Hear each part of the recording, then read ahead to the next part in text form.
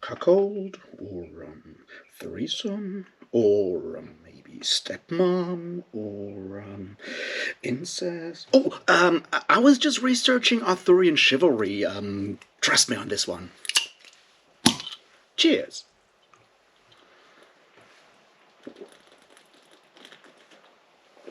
Welcome back, everybody, to Sunday School, a series of videos where I, a person with no qualifications whatsoever, explain to you how to read fantasy books in the only objectively correct way. And I've been gone for a while, traveling and doing all kinds of stuff, so this has been on hold, but we're back today, and we're back with a very, very long episode.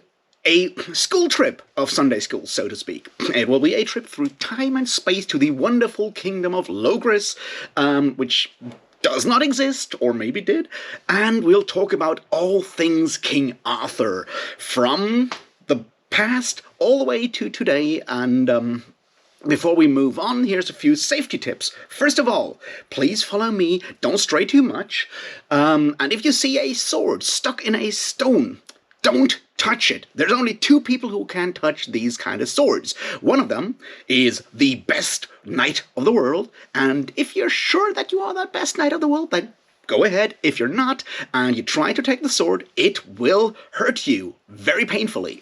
The other one is if you want to be King of England. And since the British have no money and just crowned one, please don't do that. They're poor enough for now. That's one of the important safety tips. Another one, if you see a questing beast, don't follow it unless your name is either Pellinor or Palamedes.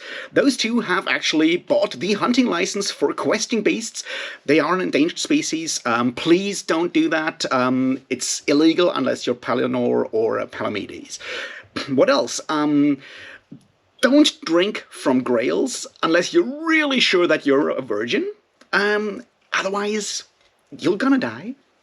And should you come through a wasteland to a castle where a lame king is sitting around, don't ever ask him any reasonable question, because otherwise you'll end up Grail King, and that's a job for like the next 2,000 years, or like at least 1,000 years, and do you really have that time? Because it's not actually paid well. Now that we have those out of the way, let's talk about the other important elements.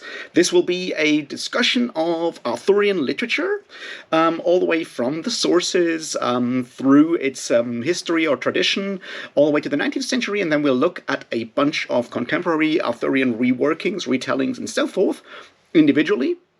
I'll timestamp these, so in case you want to skip one because of spoilers, you're more than welcome to do that. They will all be full spoilers discussions because I'll be looking at how they readapt, rework, and so forth the Arthurian myth, so we can learn something about how specific legends get adapted in fantasy stories over time. At the end, I'll do like a bit of a roundup discussion, but that's sort of the structure. We'll talk about themes, Arthurian themes. We'll talk about quickly the question of the historical Arthur. Then we'll look at the different traditions of Arthurian narratives, all the way to the 19th century, and then we'll talk about a bunch of current retellings. Those will be Mark Twain's A Connecticut Yankee and King Arthur's Court.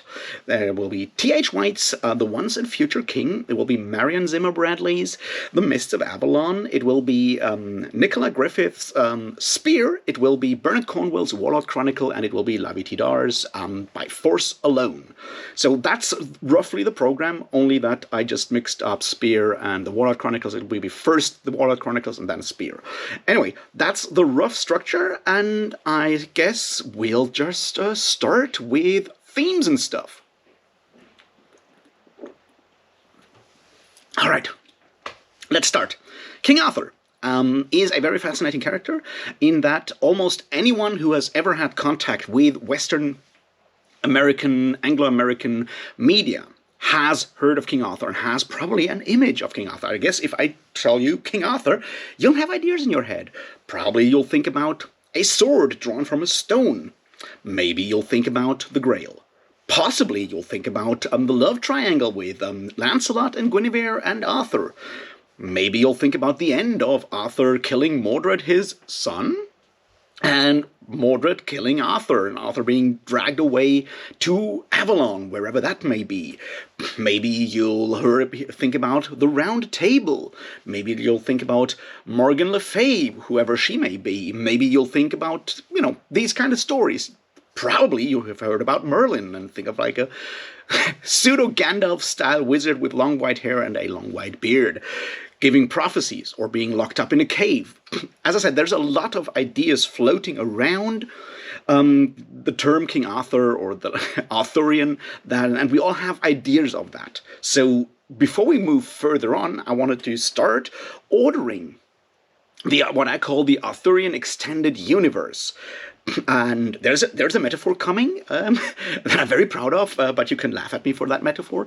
But I feel the universe, or at least solar system, is actually a good metaphor to order Arthurian stories, and from those we'll come to themes. See, let's assume that there is a core, so to speak, the sun, the center of the Arthurian universe. It's the story of King Arthur taking the sword, starting the Round Table, and dying in that combat against Mordred. That's sort of the core of the story, being advised by Merlin. And then we have all kinds of other stories that adhere to that come and are either close to the Arthurian core story or further apart and have been drawn into that orbit around Arthur over time. So let's start with some of the really close core ones. Well, obviously the story of Lancelot and Guinevere and Arthur is one of the really, really close ones.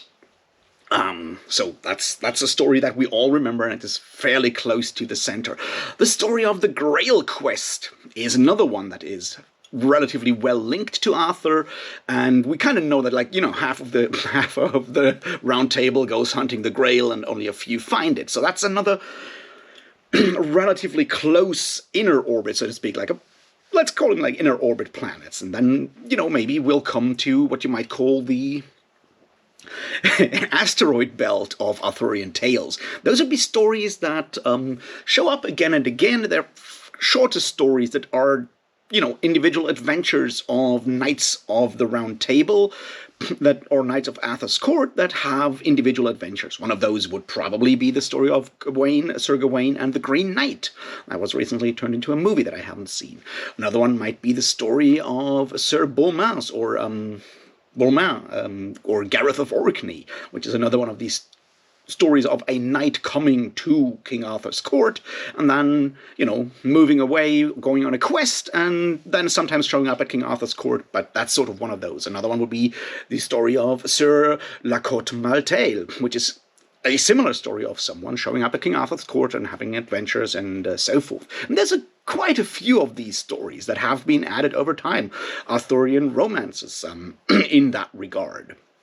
A story of Sir Uwaine or Owain, or however you want to pronounce the guy, depending on which version you read, might be one of those, or it might even be one of the outlying tales. It's a longer tale that is sort of connected to King Arthur's court, but only sort of.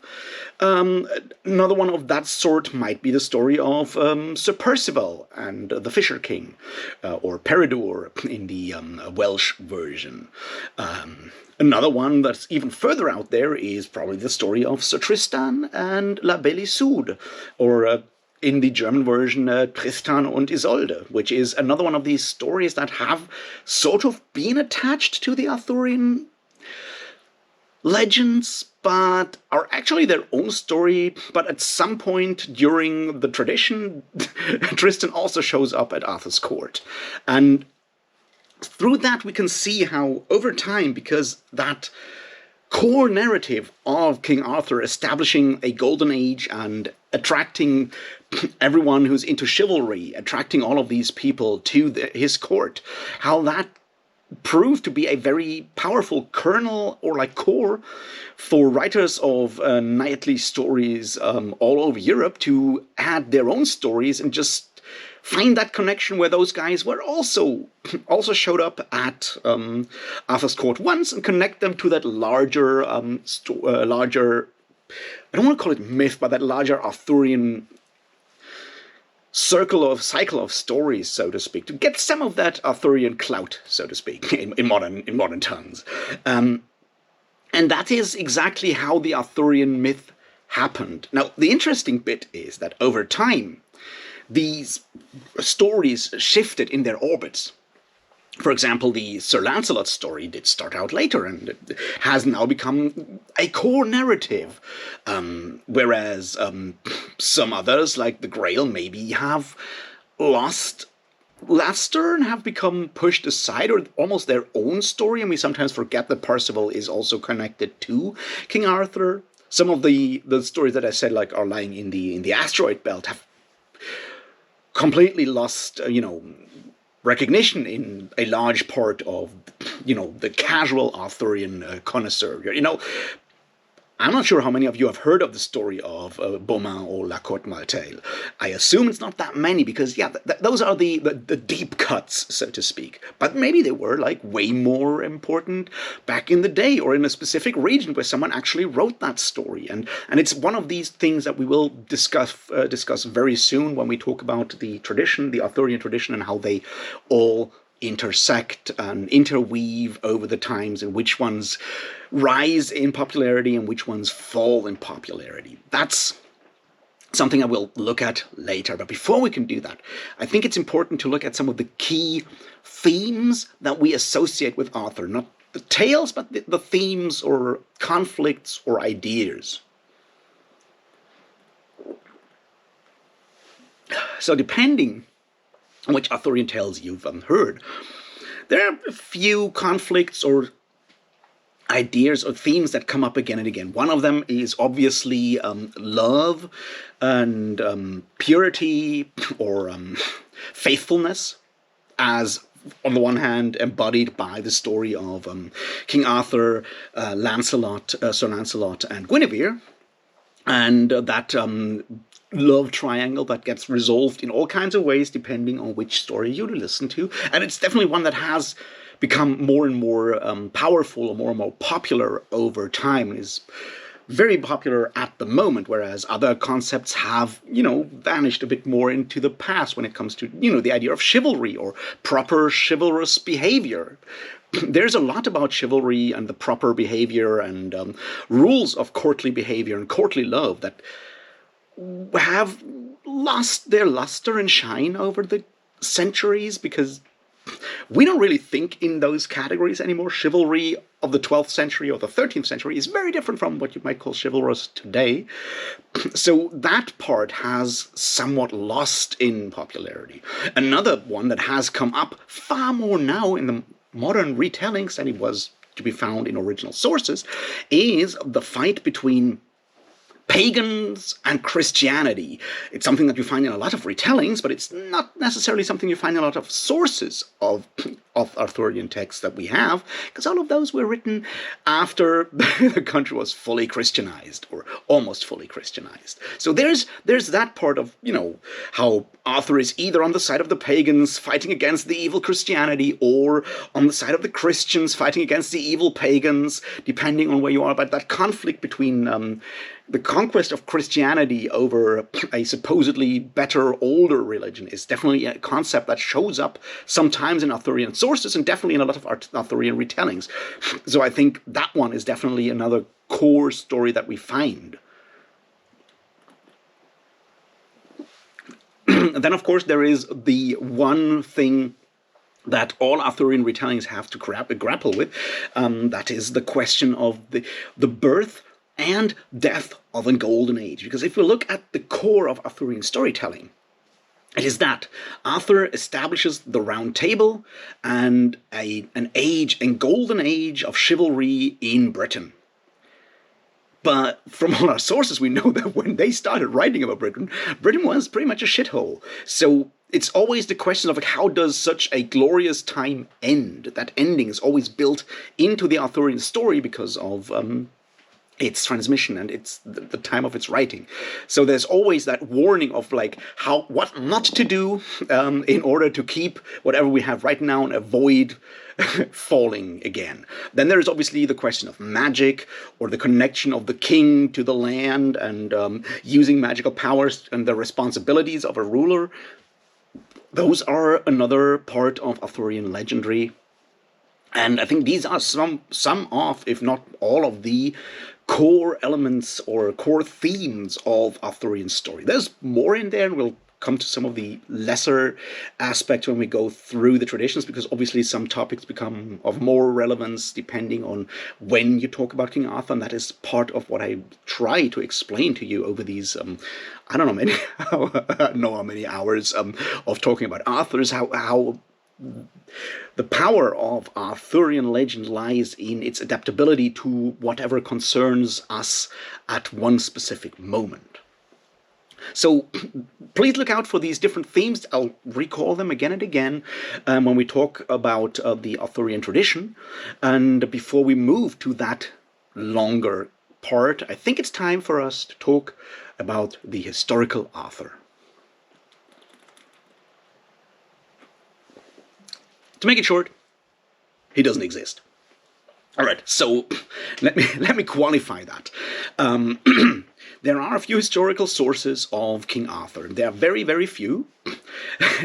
In fact, the only two that you can sort of rely on, or when the name Arthur shows up, are the history of the Britons, possibly written by a monk called Nennius, that mentions King Arthur, or mentions a British war leader, Dux Bellorum, by the name of Arthur, fighting the Saxons at the Battle of Mount Badon. We'll get back to that and why that is a problem. That's the only mention we have there. It's supposed to have slain like 900 people. We assume that is not correct, but early medieval sources. The other source we have are the Welsh annals, which explain the same thing about Arthur fighting the Saxons at the Battle of Mount Badon. The next source after that, and these are from the 8th and 9th century. The next source after that is Geoffrey of Monmouth, which is someone we'll talk about when we talk about the Arthurian traditions, from the year 1130-something. That's a lot later. And he is very much someone who invents a lot about Arthur. So he's not exactly a historical source. So the only thing we know about, or pretend to know about, is that there was a battle at Mount Badon between Britons and Saxons, and a war leader of the name of Arthur fought on the side of the Britons, and they won that battle. So what do we know about the Battle of Mount Badon, and are there maybe sources that are closer to it? Well, it turns out there are. So the Battle of Mount Badon is somewhat interesting because we don't know when it was and we don't know where it was. We can guess. We can assume that at a place called Mount Badon in some form or other, or Badon in some form or other, there was a battle around a certain time. That certain time would be around the year 500, maybe slightly before, maybe slightly after, probably slightly before the year 500. There are two other sources that we have about the Battle of Mount Badon that are closer. One of them is a Saint Gildas, or, well, just Gildas, another British monk from the 5th to 6th century, who was very close to that battle. He describes the battle and many other things in his text about the downfall and conquest of conquest of Britain. But he does not mention Arthur by name at all. He describes the Battle of Mount Badon, but he does not mention Arthur. And he's, like, temporarily, at least, the closest source we have to the Battle of Mount Badon. The other one, important writer from the times, is the Venerable Bede, who is a writer from the 6th century to the early 7th century, I think. Another monk who wrote the ecclesiastical history of Britain, of the peoples of Britain. It's definitely one of the main sources of what you might call barbarian history, what Goffert called barbarian history in his The Narrators of Barbarian History book, but I highly recommend if you're interested in early Middle Ages, early medieval, late Roman historiography. It is a story about, well, mostly about church history and history in the British Isles up to, well, the 6th and 7th century. He also mentions the Battle of Mount Badon, but he also doesn't mention Arthur by name. So at the end of the day, what we know is that there was a battle at a place called Badon around the year 500, where Britons and Saxons fought against each other. And according to a source from like 300 years later, 200 years later, 250 years later, Arthur was there and slew 900 people. And from a source 300 years later, Arthur was there and slew 400 people. And that's all we know about Arthur. So, for better or worse, I would suggest that, and for this video, for this discussion today, because it's about the legends, not about the person, we can assume that King Arthur does not exist. He did not exist for any reasons that are important for us. We will come back to the question why people, all the way up to today, try to find arguments or reasons for the existence of a real King Arthur. That is definitely something we will come back to, but what I want you to understand for the coming discussion is King Arthur, the real King Arthur, the historical King Arthur, does not matter for anything that comes from here on out. And even early critics of Geoffrey of Monmouth from the 12th and 13th century already said as much. So maybe we should also listen to these kind of sources that's Arthur. There was no Arthur. But because that's, all in the discussion of the Arthurian tradition or traditions, which is something that we'll come back to very soon, I suggest we'll look at it in the next chapter. Alright, now that we've established that King Arthur did not exist, it's time to talk about the people who pretend otherwise. In fact, it's time to start talking about books. Cheers. Alright, as I said, we have established that while there's no proof that King Arthur did exist, or even if there was a guy called Arthur who killed a lot of Saxons at a place that no one knows where it is, around the year 500, that does not in fact actually matter that much. Because we have a large, over 1,000 years, 1,200 years of Arthurian literary tradition, and we need to talk about that. And the way we're going to do that is in two parts, because I realized that if I do it in one part, my camera will overheat and you'll be here in 10 hours or something. So what are we going to do? First, I'm going to give you a quick rundown of the three major traditions in Arthurian literature and what they are usually connected with and what their, hallmarks are and so forth. And then we'll do the other part, which is names and dates and receipts, and going through the whole thing all the way back from the 9th or 8th and 9th century all the way up to the 19th century. We'll do 1,000 years of Arthurian literature in hopefully less than 20 minutes. We will see.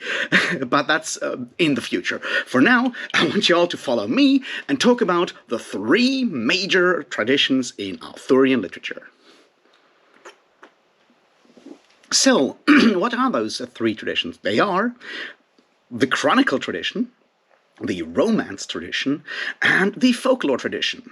And we'll talk about each of those in turn, and we'll see how they interact, how they are woven into one ongoing strain of Arthurian literature and influence each other later on. But first, let's define each of them and see what their main points were and what they are used for, because while the medium might not always be the message, a lot of media are tied to messages, even all the way back then.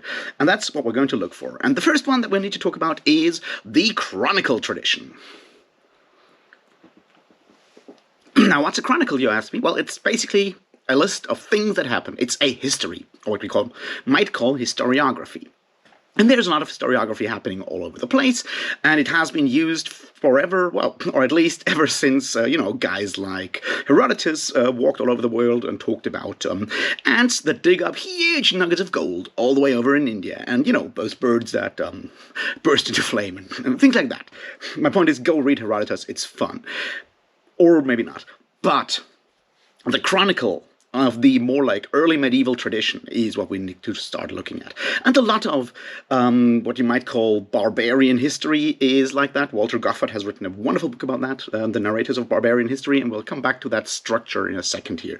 Are chronicles. And they usually go in the beginning, this is what you find in this land, and then there was this one guy who started the whole thing, and then they go from, king through king, all the way to the present, marking down their achievements, marking down big important events at the time, and so forth, establishing a long chain of people in power, a chain of regimes. Oftentimes it's a chain of inheritance and heritage, where one person obviously is the heir of the one before. Sometimes there's, a regime change by, a new bunch of barbarians coming to an island and stuff like that. And that's how Chronicles work. Now, why are Chronicles so important? I already said they are important because they give legitimacy to the current rules, to the current situation. They explain how we ended up where we are. And that's exactly what you find in the chronicle tradition of King Arthur. They are usually chronicles of, England, or the British Isles, or whatever you want to call it, at the time, starting somewhere in the past, going to the present, which may be somewhere in the year 800, or somewhere in the year 900, or the year 1100, all the way up to, say, the 15th or 16th, sometimes even 17th century, is when we write chronicles as historiography to explain how we ended up where we ended up. And in some of those, not in all of those, King Arthur shows up. And it's important that he shows up in some of these, and it will be important to look at what kind of role King Arthur plays in those chronicles. We've seen already, when we talked about it for a second, with Nennius and the Historia Britannorum, or whatever, however you say it, the British history. He shows up in one line, which is, at Mountbatten, a war leader named Arthur killed 900 Saxons, which is a lot of Saxons to kill, just saying. So we've already seen that. Well, it gets expanded, and the role of the Arthurian court, Camelot, all of that stuff, the role those play, are changed over time to fulfill different roles in those chronicles, to explain where we ended up, give legitimacy to certain rulers, or delegitimize other rulers, stuff like that. And we'll look into that in the future. But what we need to figure out here is that these chronicles are usually written, not on the command of, or under the patronage of, a current ruler or a current person that wants to become ruler of a place, to have, sort of propaganda material. They also, build identity. Oftentimes they explain that the first person coming somewhere, the start of the dynasty, the founder of a dynasty, was a gigantic hero.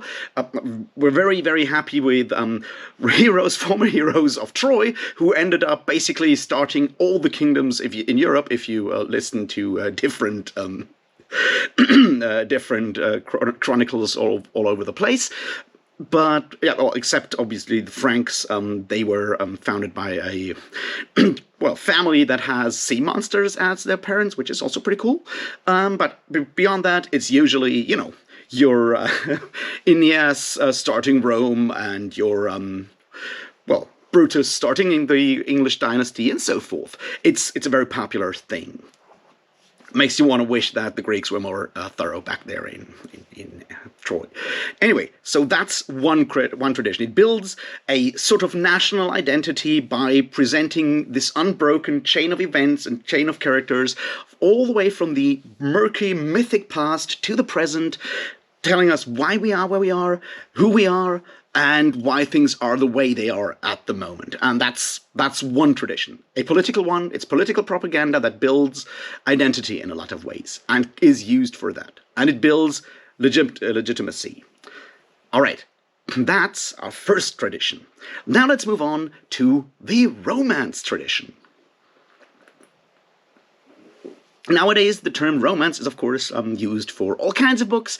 Back in the Middle Ages, what we're talking about, or at least the High Middle Ages, at least around the 12th, 13th century, the Romance tradition had very few vampires, werewolves, and other supernatural people that are super manly and definitely have no toxic relationships with female heroines of a late teen age. I promise you. Instead, the Romance tradition is a tradition of courtly literature, which makes it very interesting because it's probably the closest you come, one of the few ways you come close to fiction, in the sense that we assume it to be these days. On the one hand, a courtly romance is written for a distinct audience. Someone gets paid to write that thing, and it's written for these people to enjoy, to have fun with, to get entertained by it. It's a form of entertainment. And this is important, it does usually have a distinct author who, well, names themselves oftentimes, and sometimes we even find other, resources that tell us that those people were actually real and it wasn't just a pseudonym. So they have a distinct author, which differentiates them from what you might call mythology, folklore, oral tradition, and a lot of other things that don't necessarily have distinct authors. So they're the closest we come to fiction. However, well, they're not necessarily mass media, and that's what we need to look at first to understand what their goals are. See, as I said, they were, well, written for a courtly scenario, usually under the patronage of a local duke, a duchess, queen, king, whatever. Some aristocrat pays someone to write them a story about, and you might expect them to set them some kind of, demands like, I want this and this and this in my story, and then they go away. And then they are usually performed, because not everyone can read in the 12th century, although more people than you might imagine. And they're oftentimes, publicly performed for the entire court, or at least the courtly ladies or whoever, while they're doing something else. Or they sit somewhere and read their wonderfully illuminated manuscript or whatever, but they're oftentimes performed. So they deal with topics that people in the, upper echelons of society, the aristocrats of the 12th and 13th century, are interested in. These are, obviously, on the one hand, adventure, connections to well-known characters, like, say, a King Arthur, stuff like that, but they're also interested in something that we still take from what you might call fictional literature. They gain entertainment from engaging, well, with problems that they are faced in their everyday life. Just having characters that they might know from somewhere, legendary characters, be engaged in the same kind of struggles, facing the same kind of questions, and sometimes maybe even coming up with answers, which is exactly what we do nowadays when we read fiction. We try to connect ourselves with those characters. We identify with certain characters. We identify with their struggles, and we'll compare how we would decide in a certain situation with how a character decides, and so forth. So, a lot of courtly romance does tell adventure stories. They're usually a bit more magical and fanciful than the mere chronicle tradition. They do have monsters, they might have, supernatural events. There's a bit more magic going on. There might be a bit more Christianity going on, depending on what you're reading. So, yeah, they're a bit more fictional, obviously. And the characters deal with questions like, the way a knight or a lord should behave. How much time should they spend with their wives at home dealing with domestic problems? And how much time should they spend out there with the boys, beating each other senseless, going on wars, doing the things that men are supposed to do? That's one question that a lot of these characters face in these courtly romances. Another one is like courtly love. Now, courtly love is a very interesting subject on its own and would probably fill like 10 hours of video on its own, but to make it quick, there is a tradition of courtly love that is, called in, German at least, Minne, which is a wonderful word. The word minstrel comes from that. In a way, they are connected. And it is very much divided in lower romance and courtly romance. Now, the idea of courtly romance is very much about having a courtly love that a knight, serves in all kinds of ways, possibly writes sad love poems about and so forth. The important thing, however, is it's not the person they're married to. They're usually someone else, and they profess their love, but they are never going to consummate that love. It's very much about talking about it, writing songs about it, and not actually getting laid. Because that would actually break the whole society, because it's usually, someone else's wife that you praise. And having people praise a lady's beauty and loveliness and so forth in songs, poems, and so forth during courtly love does add status to her and to her husband and people at that court. Now, there are ideas of, so-called courts of love, and we can't actually go into the actual or historical details of whether they did exist or were just fancy, but it is certainly connected with a certain way of life at the times, a way of life that is often located or at least connected to Provence, to the Kingdom of Provence in southern France and northern Spain, that got, well, destroyed by the northern French around the 13th century during the Tidhar Crusades. And we'll talk about it some more when we talk about, well, a song for Arbonne by Guy Gavriel Kay, which takes a lot of inspiration from there. But it's this culture of troubadours singing love songs in courtly love, minstrels performing in front of ladies, and so forth, doing the courtly love thing.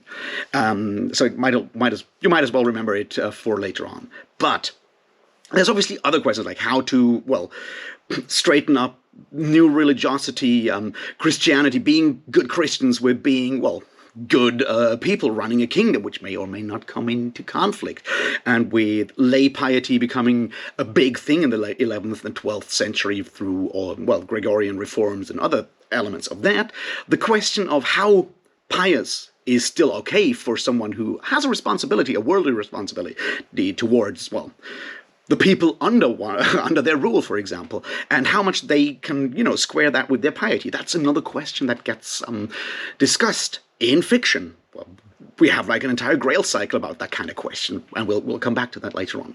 So that is what we find in the Romance tradition. Individual adventures about individual characters that may or may not show up in the Chronicle tradition, going on adventures that are much closer to what an individual of the 13th century, 12th or 13th century, well, aristocracy might be able to go on themselves, probably minus the magic and stuff like that, or, that is close to their reality, facing problems that they have, and maybe giving some form of answer, or at least being a discussion of these questions of courtly life, courtly love, and courtly religion.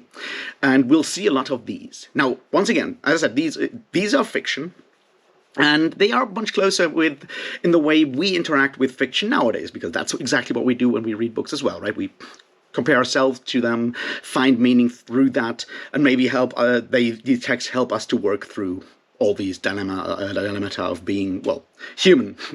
It's the human condition that gets explored through fiction. And it might just be as well to remember that this is not something new. This is something that starts very early on. And that's the second tradition, the Romance tradition. Now let's look at the folk tradition and its problems. See, the folk tradition has one major problem, and that is that we assume the folk tradition to be an oral tradition. It's tale tellers, it's your fairy tales, the stuff your grandparents told you or their grandparents told you. There's an oral tradition, and the problem with oral tradition is we only find out about it when someone decides to write it down, at which point it's no longer oral, and it will have one fixed form that will then be transferred over time. And that is exactly what we find with the Arthurian oral tradition or folklore tradition. The main stuff we know about it is the Welsh folk tradition. There's a bunch of Arthurian stories that show up in, well, two manuscripts from the 14th and 15th century that Lady Charlotte Guest translated into English in the 19th century and called it the Mabinogion. And that's exactly the problem. We assume these texts to be old, but the versions we have, the first versions we can actually reliably talk about, are fairly new compared to the other two traditions that we have, which makes it kind of difficult to figure out which one is the oldest. Now, obviously, the impulse for a long time has been to say, well, the folklore tradition has been there all the time, and the other traditions kind of take their inspiration from that. But we don't know about that. It's kind of difficult to make that argument. Instead, we can now even make the argument that some of these tales told in the Mabinogions are in fact influenced by romance stories that were written by individual authors in the 12th, 13th century, and not the other way around. So that's one thing, which brings us to the question of legitimacy or authority that often is applied or used to be applied to folk traditions, especially in the 19th and 20th century. The other question is, what does the folk tradition do? What differentiates it from, well, the Romance and the Chronicle tradition? And that is, once again, it is entertainment. It is popular entertainment, that means you have stories that get ideally told by people that have learned those stories, and they shift them over time to adapt them to their individual audience and so forth, so they don't have a definitive individual author, but they are tales that grow in the telling and change over time, adapt to individual audiences and so forth. They do, however, have one other character that is important. They explain certain circumstances. We talked about that definition that the Brothers Grimm built up in the 19th century in a different video. And while there's a lot to be said against the Brothers Grimm, and we're not going to define that anymore, there is certainly that element where folk tales, whether they're written down or possibly even in their oral version before that, do explain why a certain hill is named a certain hill. There's a weird shape in this valley. Well, that's because something happened there. There's this huge pile of rocks that looks weird. Well, that's actually the paw print of King Arthur's dog. One version of that. There's these stories that explain local myths, local traditions sometimes, why does everyone walk down to the river on the 1st of May and do this one thing? Well, it's because this happened here ages ago. They are stories we tell each other to explain tradition, to explain the immediate surroundings we live in, to explain the world we live in a way. But they are made up stories that have grown over time to explain these things on a popular level. And everyone can make up their own myths and legends, and maybe they'll enter that larger area of popular story. It's about how urban myths work nowadays. So while we have that third tradition, the folklore tradition, it starts out as something that is very difficult to pin down because it's oral. It gets written down later on in the 13th, 14th, and 15th century by people who may or may not fully understand what they're writing down. That's a different question there, because they may just be someone who ends up in a place and writes down the stories they get told, or they may be storytellers themselves. That's the individual question that we need to answer about each of those sources later on.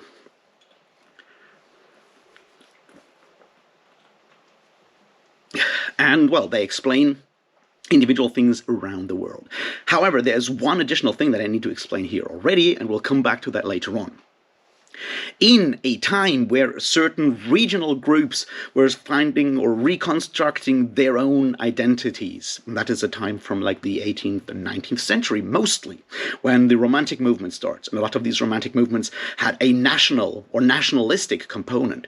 That is where folklore is rediscovered and gains a political dimension that it did not necessarily have earlier on. And it's important to understand that when we come to later parts of this story, when the folklore tradition becomes very important in retellings of Arthurian legends, because suddenly it matters whether that King Arthur story happened in Cornwall, or happened in Wales, or in the north of England, or in Scotland.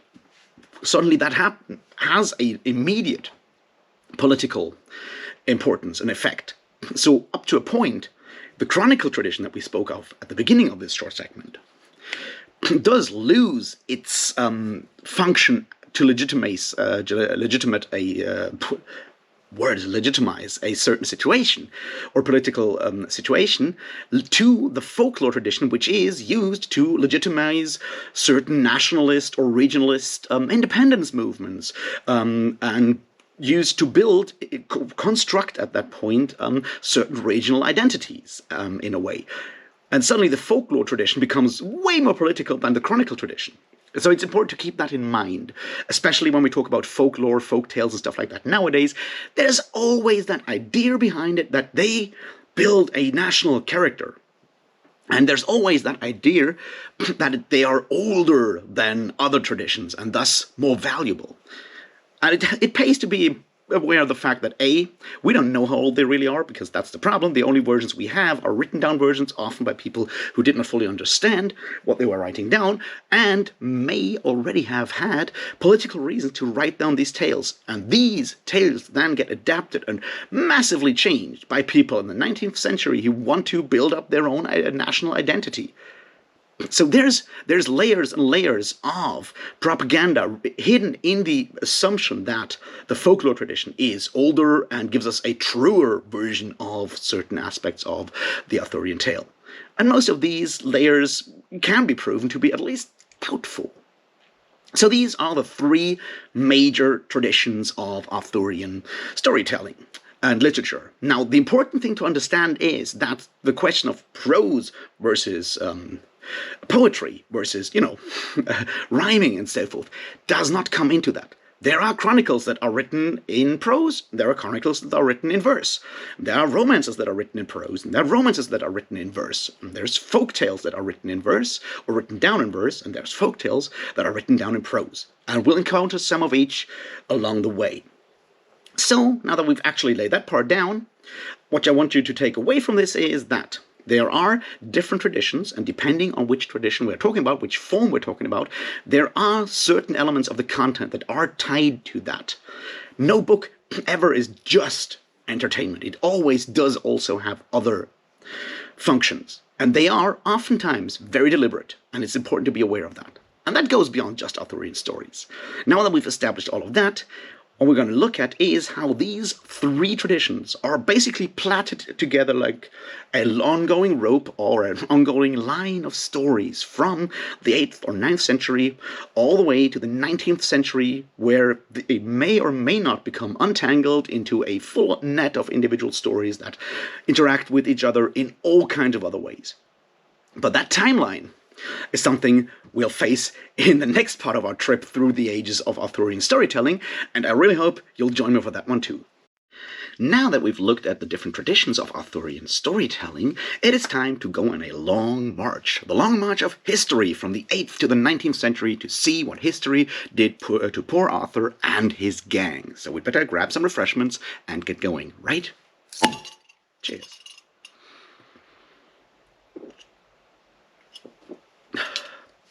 So, let's look at, how Arthurian history happened from, the 8th century and Nennius and his history of the Britons, all the way to the 19th century, when we kind of stop talking about Arthur, and look at which tradition held sway at which point. I already mentioned that it's kind of difficult to talk about the part of Arthurian history that is the folklore tradition, because while we assume it to be a historical, the oral tradition to be rather old, we only have it once it's written down, so it comes into this later.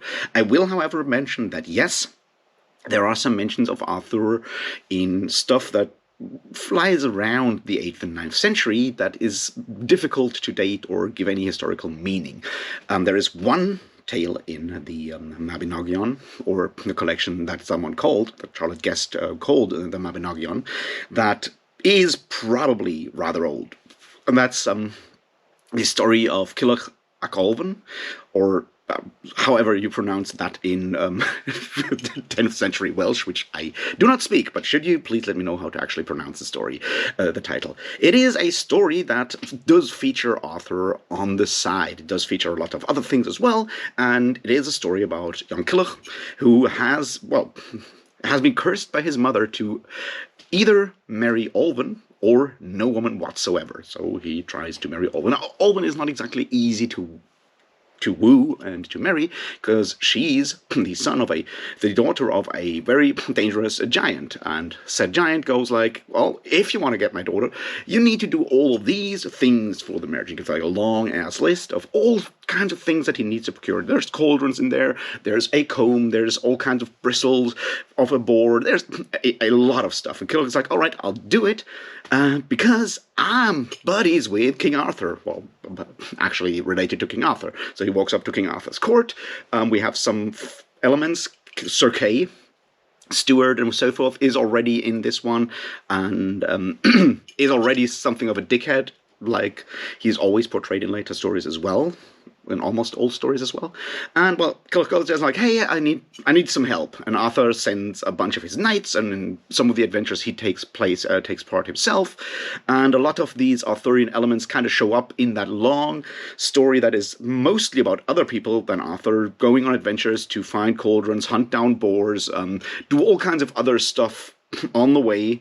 It's a fun story. It has a lot of irony in there, but we assume, or at least that's what I figured from what I've read, that it's probably one of the oldest Arthurian tales, oral tales, that does actually feature Arthur as someone in the background who does run his court with all these other powerful people that can help other people out, and he's sort of like almost supernatural character in that kind of story, as in some of the other stories that feature Arthur in the Mabinogion. Now, why is this interesting? Why am I bringing this up? Because Arthur does also show up in a few Welsh hagiographies.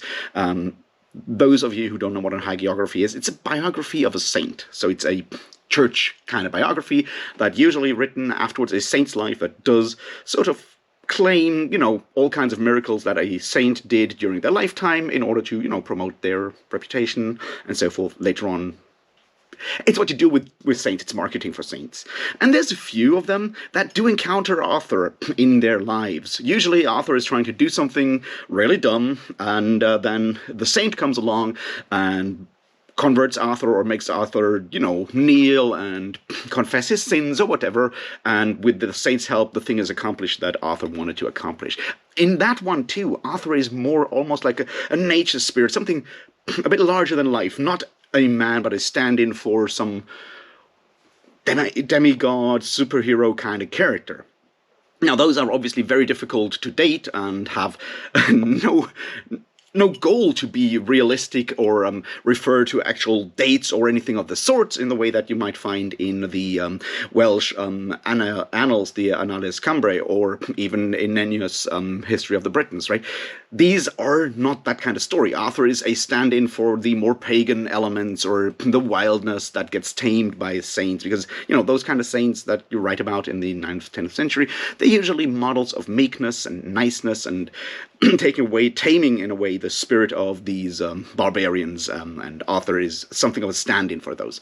So what can that tell us? It can tell us that the name of Arthur was around, probably floated around as some mythic folk hero, demigod kind of thing, in the way that, say, in parts of central, like Eastern Europe and central Bohemia and places like that, a guy like Rübezahl, for example, would be that kind of character. Someone that we associate stuff with, but we don't necessarily assume that guy is real. It's just like someone that tales get told about in that old tradition of folk stories that explain why certain trees are crooked or mountains are broken or whatever.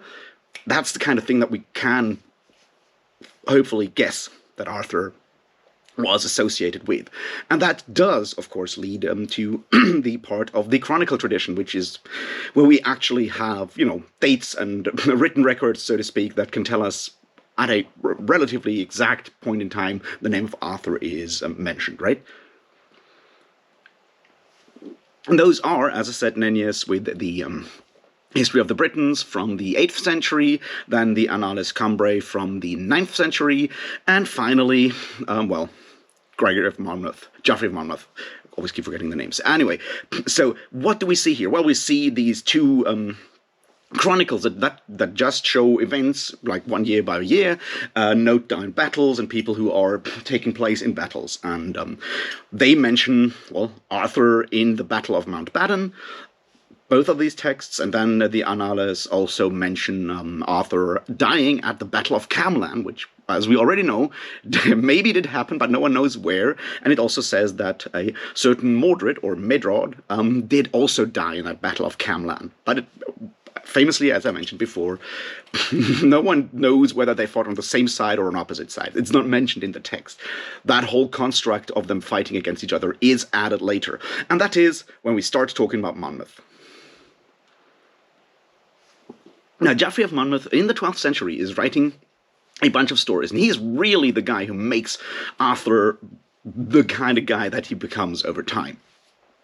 From those previous chronicles, possibly some oral legends, and possibly those saints' lives, he constructs the story of King Arthur. In his long list, like History of the Kings of the Britons, he builds that long tradition that I spoke of before that explains how Britain, how the UK, how the British Isles were ruled from time immemorial. He starts out with a certain Brutus, another Trojan hero that came to the British Isles, defeated all the giants that used to live there, and took over the place. And then it follows his family all the way down to the present day at the time, which is like 1130 CE, something like that. He does do all of that. But before he writes the History of the Britons, which has, in a later part of the book, the first complete version of the Arthurian story, he does also write another text, The Prophecies of Merlin. Now, Merlin is a creation of Geoffrey of Monmouth. There are possibly two different wise men, wizard, prophet kind of guys mentioned in different parts of, also Welsh legend as we know it from the Mabinogion and other texts. One of them apparently, went mad and lived in a forest and then came back sane later on, and then there's another wizard figure coming up, and Geoffrey of Monmouth does conflate those two and creates the character of Merlin. Now, first, Merlin shows up with the Prophecies of Merlin, which, the big advantage of writing prophecies supposed to be prophesied in the 6th century, when you're writing it in the 12th century, is that you can put in a lot of prophecies that have already come true to, lend credibility to your text, to your prophecies that are still in the future. It's a trick that a lot of prophets have done before. Yeah, you know what I mean. So he does that.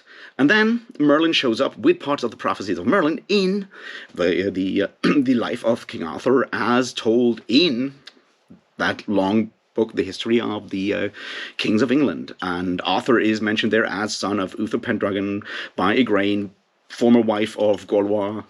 He gets brought up, he takes a sword, Excalibur, he fights, he does build the Fellowship of the Round Table, and at that point gets into a brawl with one Lucius, who's either Emperor of Rome or just a legate of the Emperor of Rome, and, they go to fight it out in France, but near the end of that war, after Lucius is defeated and Arthur is about to march on Rome to become Emperor of Rome himself, he has to go back to Britain because his nephew, Mordred, at this point he's just the nephew, sees Queen Guinevere and has forced her to marry him to take over the country. So Arthur goes back to save his kingdom, fights Mordred, and they both die at the Battle of Camlan. That's the core of the Arthurian story, and it's basically made out of whole cloth by Geoffrey of Monmouth in that book. And that book is extremely powerful and extremely popular, which is something we need to remember. We still have almost 200 manuscripts of a text that is, written in the 12th century, and that shows us how popular the thing was. Geoffrey then later on writes the biography of the life of Merlin as well, to just round out his creations. But that is sort of when the chronicle tradition that until then was just the mention of the name Arturus in one or two places, becomes a full-on biography of a fictitious character, that being Arthur. And it is a very popular book at the time. It is written with political motivations behind it. The 12th century is shortly after the Norman conquest of England, and depending on how you want to read it, it can either be, sort of a cohesive history of English history for the new Norman masters to, legitimize their rule. It could also be read as a bit of a warning, because Geoffrey does already include the idea of Arthur not really being dead, but being the once and future king, coming back in Britain's greatest need. So you can read it as something of a hidden threat of telling you, here's Arthur, he's the greatest one we ever had, and he's waiting somewhere, so if you, Norman conquerors, don't treat us well, he might just pop up again and kick your ass, so better behave. He's sort of the British Damocles, King of Damocles hanging over the Norman heads there, if you allow me to bend and mutilate some metaphors for a moment. So that is the big bang of Arthurian storytelling. All right, now there's two things to be known about this book. One, as I said, it's a chronicle. It purports it does attempt to tell a real history. It claims to be real. It's obviously not, but for now we believe that, right? It is highly popular, and it is written in Latin.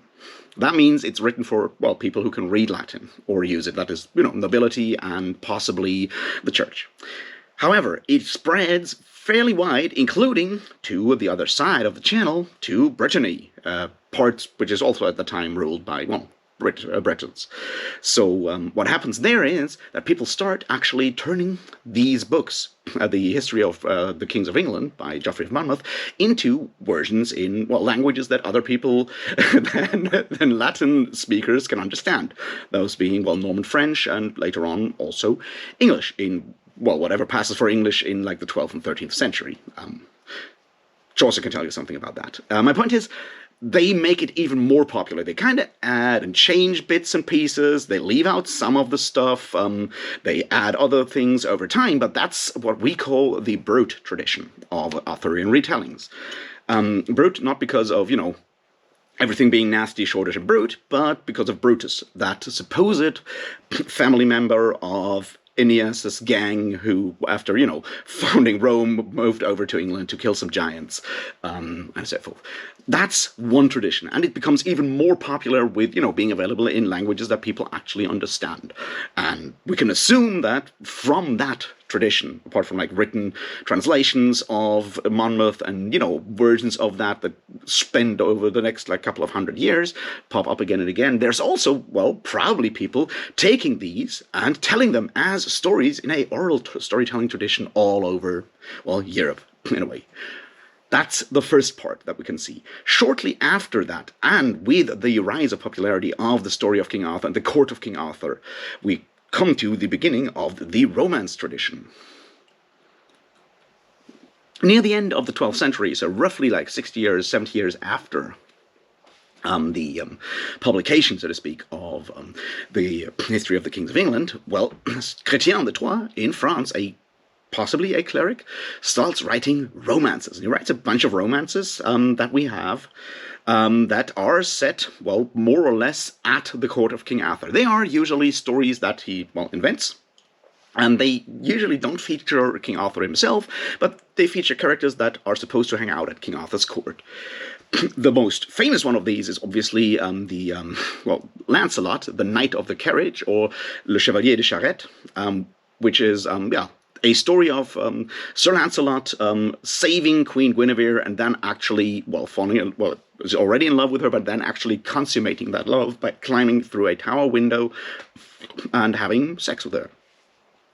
Now, this is interesting because, it is the first time the character of Lancelot and the complicated love triangle between Arthur, Guinevere, and Lancelot is, mentioned anywhere. It's that point is where it is invented, but it also deals with, as I said before, the question of courtly love. Because up to that point, sort of the story of the Knight of the Carriage, of the cart, there was only courtly romance between Lancelot and Guinevere.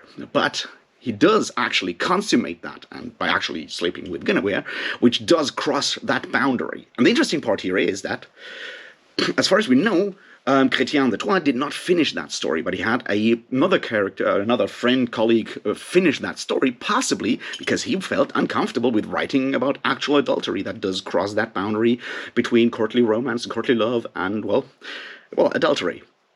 But texts like that being written at the time to the order of patrons, so to speak, his patroness at that point probably told him to, have that story written in that way. So he kind of handed it off to someone else because he didn't want to, he washed his hands in innocence and then went back to write other stories. There's a bunch more of those romances. There's the one about Owain, the Knight with the Lion. There's the story, obviously, the one that we need to focus on here, which is the story of Percival and the Grail. There's also the story of Tristan and Isolde for the first time popping up around that time. So what Chrétien de Troyes does is either invent courtly romances and then sets them at the court of King Arthur, or takes some form of oral stories that have been floating around and actually writes them down, claims they're his, and puts them at the court of King Arthur. So that is exactly what happens here, and I think it's interesting to see what happens here. That's the first step along the route of turning Arthur, Lancelot, Guinevere, the Round Table, and so forth into symbols that are almost universal at this point. And it starts here. We have the idea of a folk hero of Arthur, and then we have Geoffrey of Monmouth taking the name Arturus from previous texts that he has read, those Chronicles by Nennius and whoever wrote the Annales Cumbrae, turning it into a full-on character, and that being so popular that further writers, when they start writing stories, need a setting for that, they just put it there. The way that later on we would probably set writers would set stories at the court of a famous king, or the White House under a especially famous president, or whatever. You choose these locations because people already associate something with that location, and you can do away with a lot of heavy lifting and description if you just go, yeah, well, it's another night of King Arthur's. And that does, on the second hand, also reinforce the fame and the image of the Arthurian court in either Camelot or Carleon or wherever it is supposed to be. So that is what happens with the start of the Romance tradition around Chrétien de Troyes, is that the court of King Arthur, which is a political invention of Geoffrey of Monmouth, then becomes so popular that it becomes the place where fiction is set to, well, give it some backdrop, some color in the background. Now to the Grail. Now the Grail is probably the weirdest part of the whole Arthurian storyline, because it deals with something else that is kind of hard to define. And in Percival, another one that Chrétien did not actually finish, because he died, in this case, is the story of Percival, who goes to, meet the Fisher King, fails to ask the vital question of what's going on here, to save the Fisher King, renew the wasteland that the castle of the Fisher King is in, and so forth. At the same time, it's paralleled with adventures of Sir Gawain, who's, well, a knight of Arthur's court, who does have similar but more worldly adventures. So we have this parallel quest of a religious quest of Percival's for the Grail, and Sir Gawain's more worldly quest for the Grail that does not end anywhere. Now, the problem obviously is that this version of Percival is never finished. We have several writers continuing it and finishing it on their own terms, which gives more or less credit to different interpretations of what the hell a Grail really is. It's probably a dish during the writing of Chrétien de Troyes. It's not yet a cup that it becomes later on. One of the people taking that story, for example, is Wolfgang von Eschenbach, a German writer and poet in the early 13th century, who writes his own Parzival, which is a very, very, well, probably one of the most important or most famous texts of German medieval literature, that later on one of our favorite anti-Semites, Richard Wagner, turned into a very powerful opera. It's why the Parzival storyline in particular is a very popular one in the German-speaking countries, not so much in the English tradition or the French tradition, where a good buddy Percival sooner or later gets replaced either by Lancelot or later even by Galahad. However, we also have the French writer Robert de Boron continuing and writing his own versions of these stories, and he writes his own version of the Parzival. Now, that one does follow the story that he builds. He builds up that whole mythology around the Grail as it being, connected to Joseph of Arimathea. He does take from a different French writer the concept of the Round Table, and to actually connect it to the table that Joseph of Arimathea built in honor of the table that was the place where the Last Supper did happen, which was supposedly also a round table. So he connects these dots of Christian mythology, which claim that Joseph of Arimathea took the cup, which is the Grail. In that version, it's a cup that, the blood of Christ that was used during the Last Supper. He takes that and takes his followers and moves with them slowly to England, where he dies, and bringing the Grail to, England in that version. And through all of that, we get the connection, as I said, with the Round Table being connected to Christ, and, people then being connected to Joseph of Arimathea to lend a second line of credibility. And this, I think, is an important key here. See, we already spoke about how the Chronicle tradition does connect kings to, one founding father, founding hero of the country, in this case, Brutus from Troy. But that's a pagan. So what the tradition, the Grail tradition of people like Robert de Boron does, is it adds a spiritual tradition where through, Jesus Christ to Joseph of Arimathea and his friends and so forth, his family, there is a connection to, people that are of the family of Joseph of Arimathea, which in this case is, Lancelot, as is claimed in later texts, have a level of Christian authority or legitimacy, because they are in fact supposed to be related to Joseph of Arimathea and possibly even Jesus Christ. Now, why is this important? It kind of dovetails to that whole question of the love triangle between Arthur, who is, connected to the Trojan pagan past of England and the worldly side of things. And Lancelot, who in later texts becomes way less, carnal than in, say, the Knight of the Cart story, is the Christian legitimacy of the ruling force at Camelot in that regard. So we have that line in there as well. Now what happens as well is, obviously, these fictions become highly popular. They also get turned into stories that are told by storytellers and changed and shifted, which is why we find a lot of these Chrétien de Troyes romances back again in the Mabinogion as supposedly Welsh oral tales, but they're actually, well, versions that had been taken from the written romances and then turned into stories told by storytellers and then written back up again in the 14th and 15th century. So, with all of that, we have the big explosion of Arthurian tales and romances. We have the chronicle tradition chugging along, mostly in England, to lend legitimacy to whatever king is currently trying to claim, well, overlordship over all of England. We have the romance tradition, which does mostly run through all kinds of courts all over Europe, in the Parzival version in Germany, but also, say, we have the story of Tristan and Isolde, which is a love story, once again a love story that does kind of mirror the one between Lancelot and Guinevere, where well, Tristan is in love with Isolde, who is the wife of his uncle, possibly, his uncle Mark of Cornwell. There is the version where they are in love because they drank a love potion that was supposed to be for Isolde and Mark by accident, and so they are cursed to be eternally in love, and so forth. It's a really interesting story. There's another Richard Wagner opera on that one as well, if you're interested.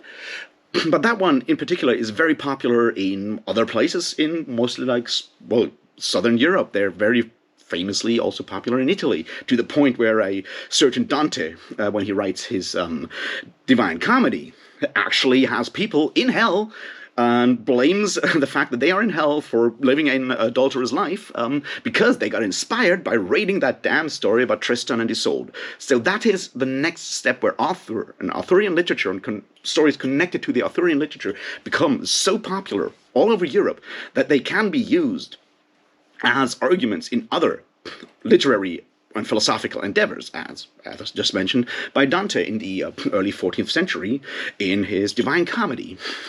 In a similar way, these romantic adventure stories with lots of magic in it, people hunting green knights, saving virgins from towers and so forth, become so popular that when we finally reach the, say, 17th century in that regard, a certain Cervantes is writing a novel that is very much an attack on the idea of chivalrous romances, because they may or may not be dangerous to those who read them, because they give them a wrong image of, well, how the world works. That book is, of course, Don Quixote, which I highly recommend you go and read. Not only for that, but also because of the way it does actually treat Arthurian literature and does literary criticism in a very, very modern way to the whole genre of Arthurian romances, which still have that sort of claim to reality. What do I mean by claim to reality? Well, because they are set at a place, King Arthur's court, that has been supported by the chronicle tradition, they always gain that, well, sort of level of respectability that then people like Cervantes can criticize, because, like, they lead to all kinds of problematic outcomes when people take these texts too seriously. It's sort of like the Satanic Panic of the 17th century, but with Arthurian stories instead of Dungeons and Dragons, if you will. However, what about the English side? Well, the English side, as I said, does have, well, all kinds of translations of different or continuations of the work of Geoffrey of Monmouth, translations of the Broad tradition, translations of Chrétien de Troyes' novel, romances. All of this stuff is popular, and we have different versions, translations, depending on which area of the British Isles they are written or translated, whether they're in, Wales, Cornwall, or up to the north. It depends who's sort of like the good guys in those stories or not. Sir Gawain, for example, seems to be more popular in the north of England, whereas, well, the French tradition does favor, say, Sir Lancelot, later on Sir Galahad, and so forth. All of this flourishes all the way to the, well, years of 1470-ish. Now, why is this important? Well, that's sort of the end of the War of the Roses, and a certain Sir Thomas of Mallory, after being a robber baron, kidnapper, murderer, and so forth, ends up in jail, and having nothing much to do, he does sort of compile all of these Arthurian stories, the Chrétien de Troyes novels, novellas, whatever you want to call them, the romances, the Geoffrey of Monmouth version, all of these things that he can lay his hands on in certain, well, vulgar, like French versions, Latin versions, and so forth, he kind of compiles into one huge connection of all things Arthur. It's called Le Morte d'Arthur. And it does cover all of it. It includes the Grail, it includes all of these different elements. It has, well, those smaller stories about Sir Gareth of Orkney. It does have the stories of Percival. It does have the story of, well, all of these romances by Chrétien de Troyes. The whole Grail stuff is included. It has everything. And it is written in English. Now, that's already a good start to sort of reunify all of these sprawling versions of Arthurian story. But it's also one of the first books that a certain William Caxton prints on his first printing press set up in England in the 1480s. The other one, ironically, being actually Geoffrey of Monmouth's Latin version of the History of the Kings of England. But the Mallory one really blows up. This one is the big one. It's a top seller. We have a lot of versions of it. It gets reprinted again and again all the way into the 17th century. And it is sort of the point where Arthur and the whole Arthurian context becomes more accessible to just about anyone who can read. At the end of the 15th century, that literacy level was already pretty high, and with, well, printed books being available and almost affordable, that meant that the Arthurian version that Mallory describes in Le Morte d'Arthur is suddenly available to a lot of people, at least in the upper middle classes, the entirety of the gentry. All of these people can read that version. And that is exactly what Le Morte d'Arthur is. It basically canonizes the Arthurian tales of these, well, three Arthurian traditions, mostly the Romance and Chronicle tradition, into one large book. And trust me, it's a long book, and turns that into the quasi-official version of all things Arthurian. It canonizes the whole thing. It is the basis of a lot of Arthurian retellings up to this point. But there's more happening here, and I think it marks the end of an era almost. Because see, what happens in those first couple of centuries, since the 8th and 9th century, Nennius and so forth, all the way up to the 15th century, is the idea that King Arthur probably was real in some form or other. There are critics that write history and chronicles at the time that criticize Geoffrey of Monmouth for basically making up King Arthur, but the idea is that King Arthur and the stories around King Arthur are sort of something that happens, and are definitely tied to a pseudo-historical figure of King Arthur, a pseudo-historical figure of Sir Lancelot, a pseudo-historical Queen Guinevere, and so forth. These characters are assumed to be these very specific characters. And that time sort of ends. Le Morte d'Arthur is very much framed in the historical or chronicle and romance tradition. It takes the romance versions and kind of embeds them into that longer narrative. Mallory goes and makes reference to older books that he's writing a copying of, so there is that element of authenticity that is created by, according to the French book, this and that happens, and so forth. And that creates that sort of end point of that more realist, I don't want to say realistic, but that form of Arthurian tales that at least pretend that King Arthur's court was real. However, what happens now, and possibly because of the availability of that one comprehensive Arthurian book, in a lot of ways, is a sort of abstraction. These characters that we talked about, Arthur, Guinevere, the idea of the Round Table, the Grail, Mordred, Morgan Le Fay, all of these characters become more abstract. They become symbols that can be used for all kinds of other things over time. And that's exactly what happens, well, in the, end of the 15th, definitely in the 16th and also 17th century, all the way up to where we finally end up in the 19th century. One first case for that, for example, would be Edmund Spenser's The Fairy Queen from the late 16th century, 1590s, which is, well, it's an epic poem that does deal basically with Queen Elizabeth and all kinds of religious and political ideas. And, well, Arthur shows up in that one. But it's not necessarily the Arthur of the Round Table doing the typical Arthurian things. It's more that King Arthur at this point is a stand-in for the ideal of chivalry or of good kingship and so forth. He has become a symbol, an abstract symbol that can be used for all kinds of other elements. And I think the Spenser's Fairy Queen is a good example to showcase that stuff happens. There's others later on where Arthur or Merlin show up in all kinds of plays and stories as characters because they're a shorthand for something. And I think that's an important element that does come with the end of the first, the more direct or tied off version of the Arthurian storytelling tradition, which I would say roughly ends around 1500 with, well, the printing and reprinting and even more printing of Le Morte d'Arthur as this basically big tell everything about Arthur version. But from then on we certainly start having comedies written in and almost parody King Arthur. We have, as I said, the Spenser's Fairy Queen. We have educational plays in honor of crown princes that involve Merlin or an Arthur as such one of these figures, and that is interesting to me because we're coming back to something that was almost lost. Remember when we started out talking about this and the idea of Arthur maybe being this sort of folk hero character with slightly supernatural powers, this sort of demigod, warrior, king, whatever that shows up in hagiographies and some saints' legends and stuff in folk traditions. Well, what happens after that with the Chronicle tradition is that we drag Arthur and the Arthurian court into our world. We make him merely human by claiming that he actually existed.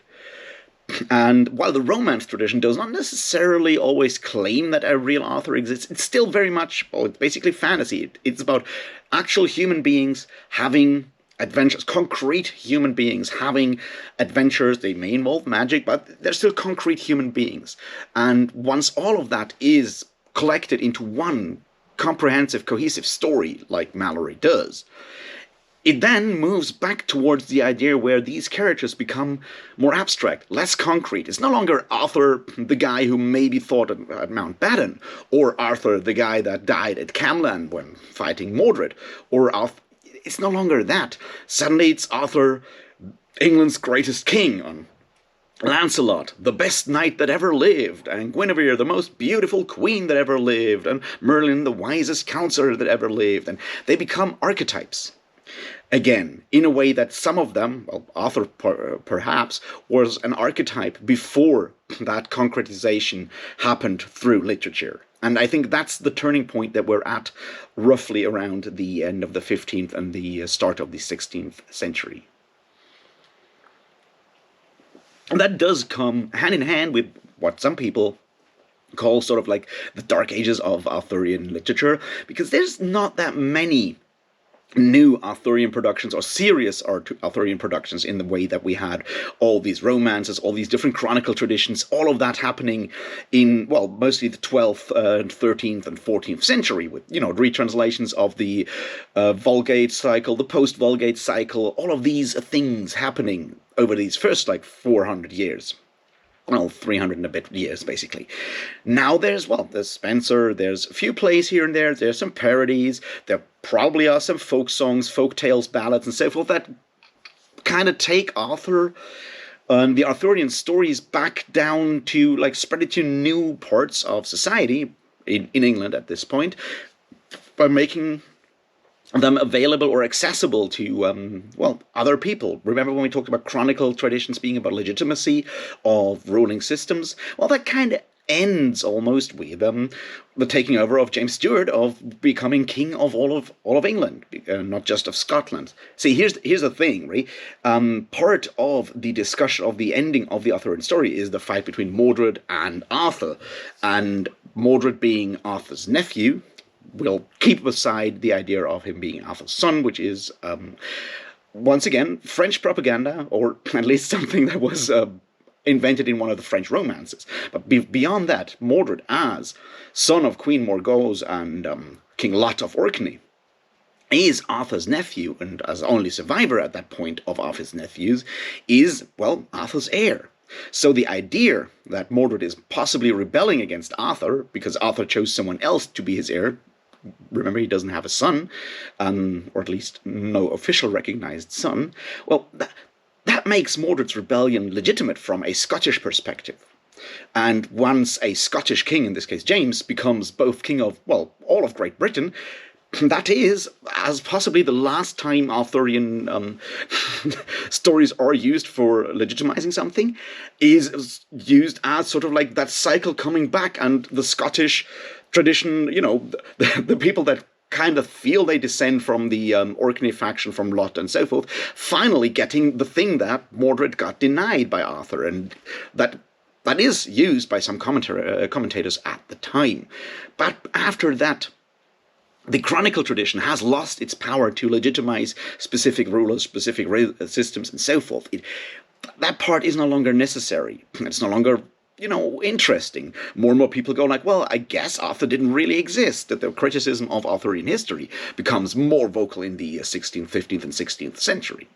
The same for the Romance tradition, right? The Romance tradition was built for a high medieval court. It deals with questions of courtly love, of courtly life, how much time to spend hunting the Grail and living a Christian life versus, actually making sure your country is ruled properly, or how much time to be out there hunting and fighting and whatnot versus how much time to spend with your wife as a proper knight and so forth. It deals with questions of courtly behavior.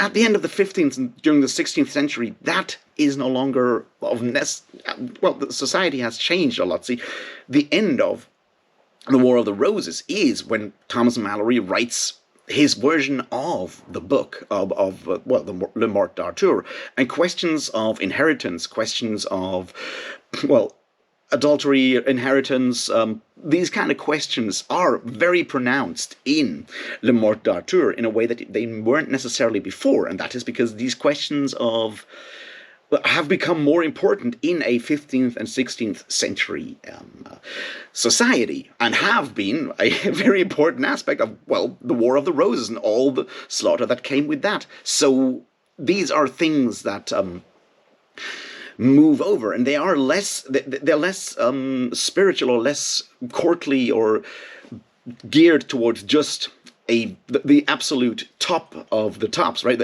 The absolute high nobility. They are questions of the legitimacy of inheritance. Therefore, that's something that rich, I can't really call them bourgeoisie yet, but like rich middle-class people, merchants, some parts of the landed gentry, the landed nobility, those people are concerned with that. And Arthur does move towards that. And for that, the Romance tradition doesn't necessarily have an answer either. Now, Malory does try to solve that by combining the Romance and Chronicle tradition in a way. But after that, versions that are more like comedic or more, a lot of it's comedy and parody and stuff like that. What you might call, they're geared towards a different or a larger part of the population, because that larger part of the population does actually have access to these texts now that they are, printed, and as soon as you can read, you can probably sooner or later afford a more or less cheap version of at least part of these Arthurian stories. So they change their tone, and they change what they're concerned with, because they are now geared at, or at least there's a larger part of society that's interested in them. And for those, elitists would probably call mass culture is more interesting. And that leads to a shift or change in the production of Arthurian material. So it's more like Arthur shows up in some comedy, does, say, 2 or 3 sentences and vanishes. But the big Arthurian Grail romances, their time is over. And we find that because during, well, the beginning of the 17th century is the last time that Malory's Morte d'Arthur is reprinted for a long time. And we enter that era where few big Arthurian texts are produced, well, basically none after, well, not even Spencer does count as fully Arthurian, all the way up to the 19th century. Now, what I'm trying to say here is that there is Arthurian material happening. It is just not what our master narrative of Arthurian story being the number one, well, matter of Britain kind of thing does look for. And that changes during the 19th century. And there's a bunch of reasons why that changes. And I think some of them are historical, some of them are purely happenstance, some of them are, well, a reprint, or at least like 3 reprints of Le Morte d'Arthur by Malory in the early 19th century. Part of it is the rise of individual regional independence movements or national romantic movements, which bring us very specific Scottish versions of Arthur, or a focus on certain folk tales around Arthur and Gawain from the more northern English and southern Scottish part that people like Sir Walter Scott, for example, are very keen on promoting, translating, and spreading. Whereas on the other side you have, well, as I said, like Lady Charlotte Guest, who's translating these Welsh texts and figuring out, well, calling them the Mabinogion and creating that Welsh mythology almost, like not creating, but constructing it in a way.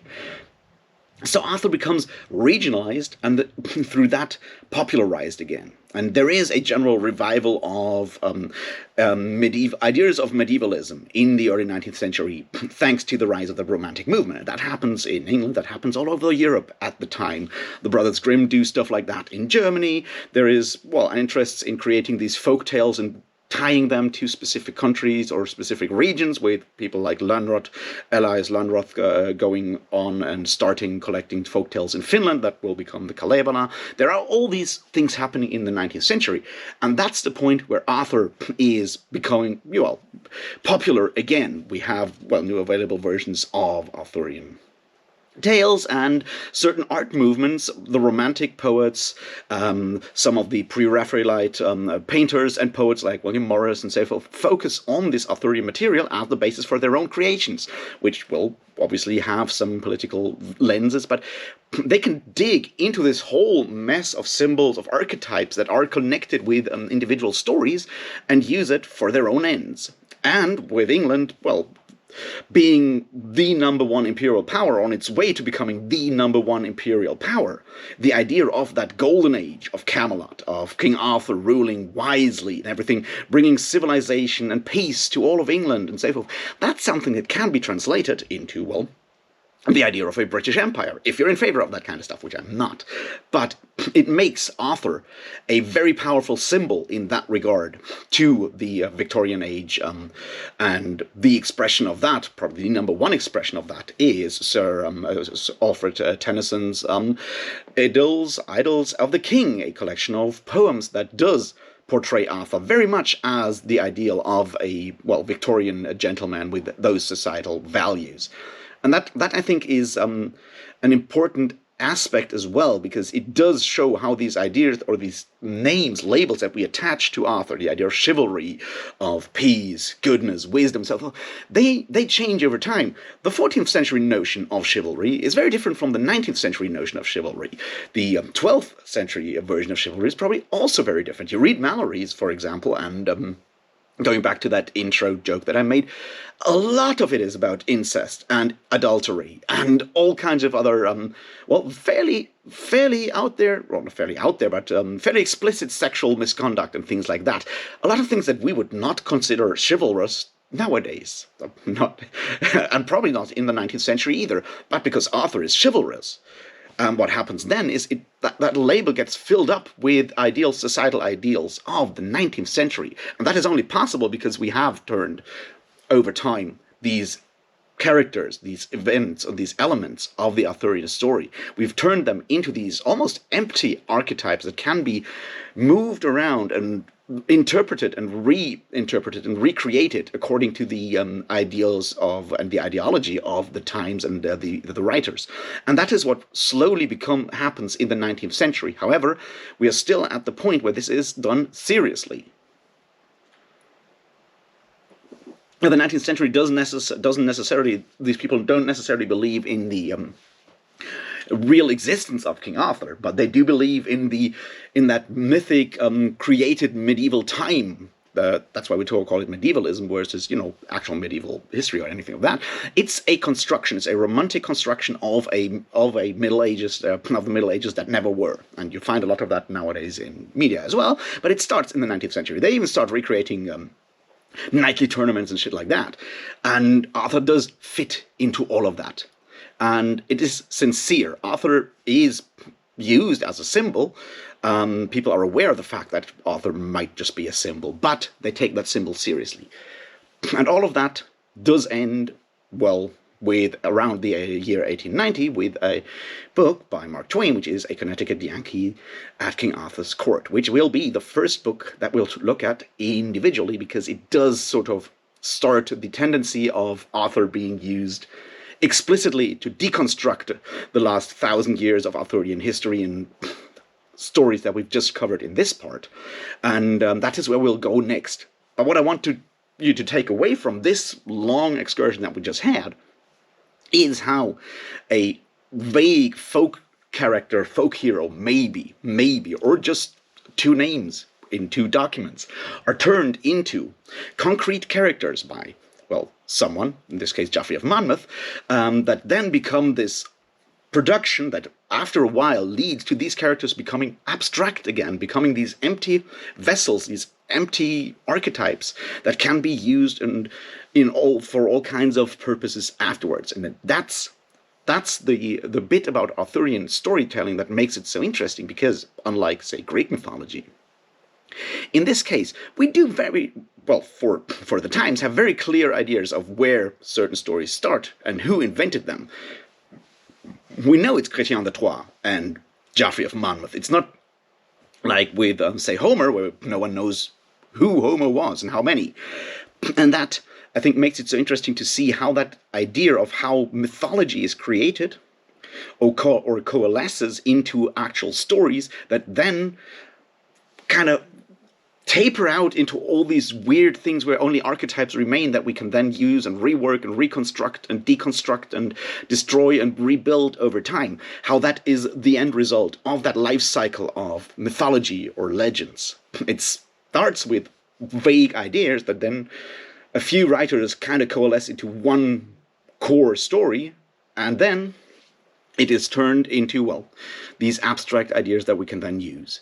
And now we'll actually move on to that part where we'll talk about concrete deconstructions, concrete Arthurian books, and how they take apart and take Arthur and take apart the matter of Britain and then use it for their own ends. And I can't wait to do that, and I hope you'll follow me through that next part. Welcome to the Atrocity Exhibition, or what I will call the Hall of Dead Authors. See, once the fucker's dead, you gotta store him somewhere, because he's supposed to come back. And since none of these authors ever draw him back, you have all these dead authors lying around, like so much trash at a lost and found. Anyway, since I called it the Atrocity Exhibition, I guess we'll start with an author that goes all the way to genocide. Cheers. Alright, it's time to talk about Mark Twain's A Connecticut Yankee at King Arthur's Court from 1889. And it's a start with a bang to the modern Arthuriana kind of thing, and I'll try to explain why it is such a marvel of a story, what it does that is fundamentally different from Arthurian retellings before, and why it does blow open the gates to all these future Arthurianas that come afterwards. Now for that, we need to have a quick look at Mark Twain, the author. We also need to have a quick look at American history of the 19th century, and then we can dive into the book and what it does, and why it does it so well. And, yeah, let's start with American history, 19th century. A few things happened during that time. See, it's the rise of industrialism, it's the rise of modern capitalism, it's also the time where, after a long time, there happens to be a small thing like a civil war about such a small thing as slavery, and then there happens the Restoration period in the second half, which is a really large topic that we don't have too much time to go into. But what you need to take away from all of this is that in the second half of the 19th century, all the way, well, in the 1870s, 80s, and 90s, the United States of America are in a bit of an uproar, and a lot of previous certainties have been destroyed. In particular, in the American South, the Restoration South. And that is the setting that you have to keep in mind when you're talking about Mark Twain and when you talk about a Connecticut Yankee at King Arthur's court.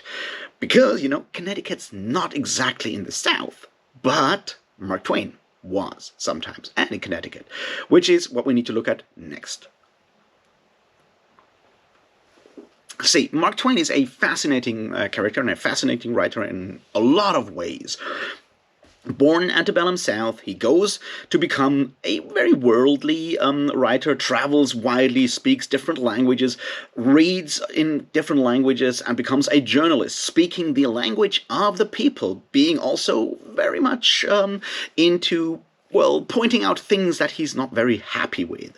He did support abolition. He did support, freeing of slaves, is very much opposed to racism, at least when racism concerns former slaves and black people.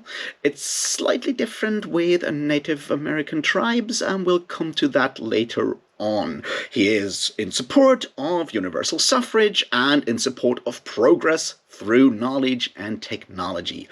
In short, he's a bit of a progressive. He does believe that humanity gets ever better because, history marches forward and we start developing new technologies, we become smarter and so forth, and everything will be fine. Or so he starts out to believe. That is what we might call Whig history in an English sense.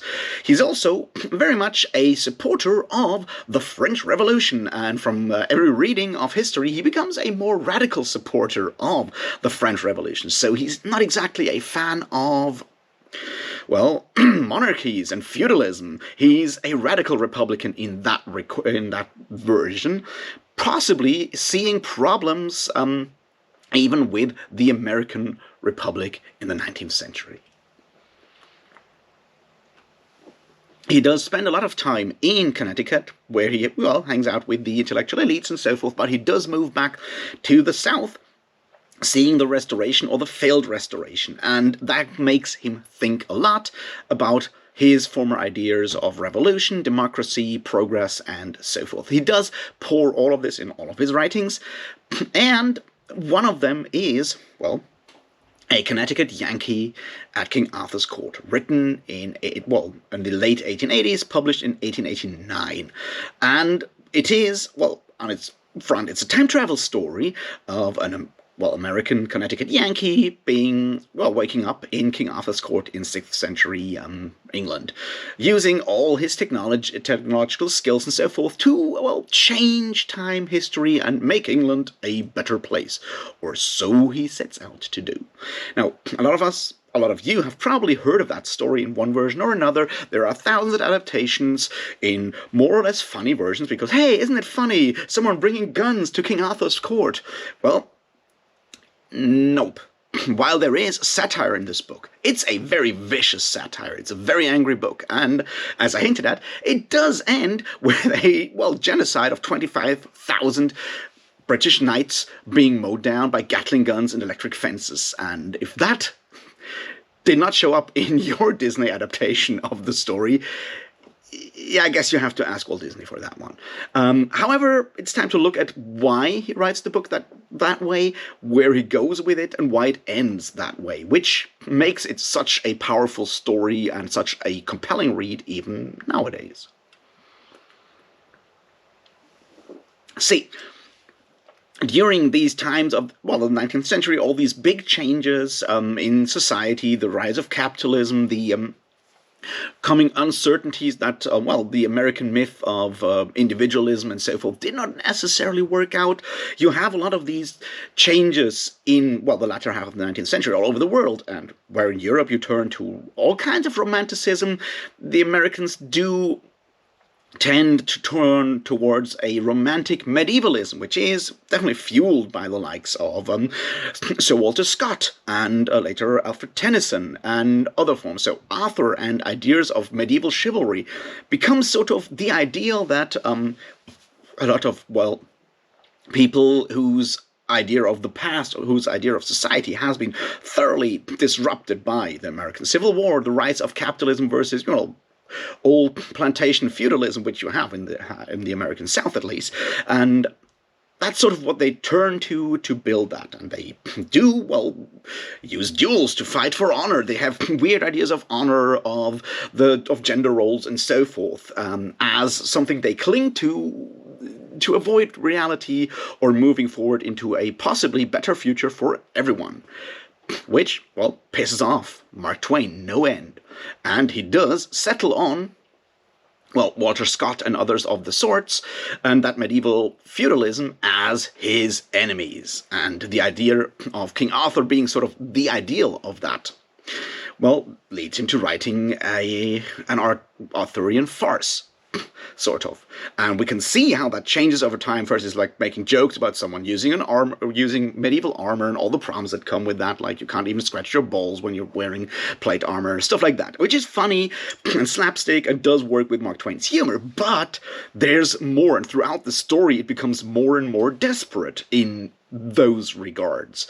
And he takes down both the medieval feudalism, or at least the idea of medievalism. He takes down medieval feudalism and what he considers to be medieval feudalism, but also criticizing, and that's a very Mark Twain kind of thing to do, criticizing the late 19th century in America, because a lot of these ideas of feudalism have sort of moved over and just changed their costume, and Mark Twain does go down that route.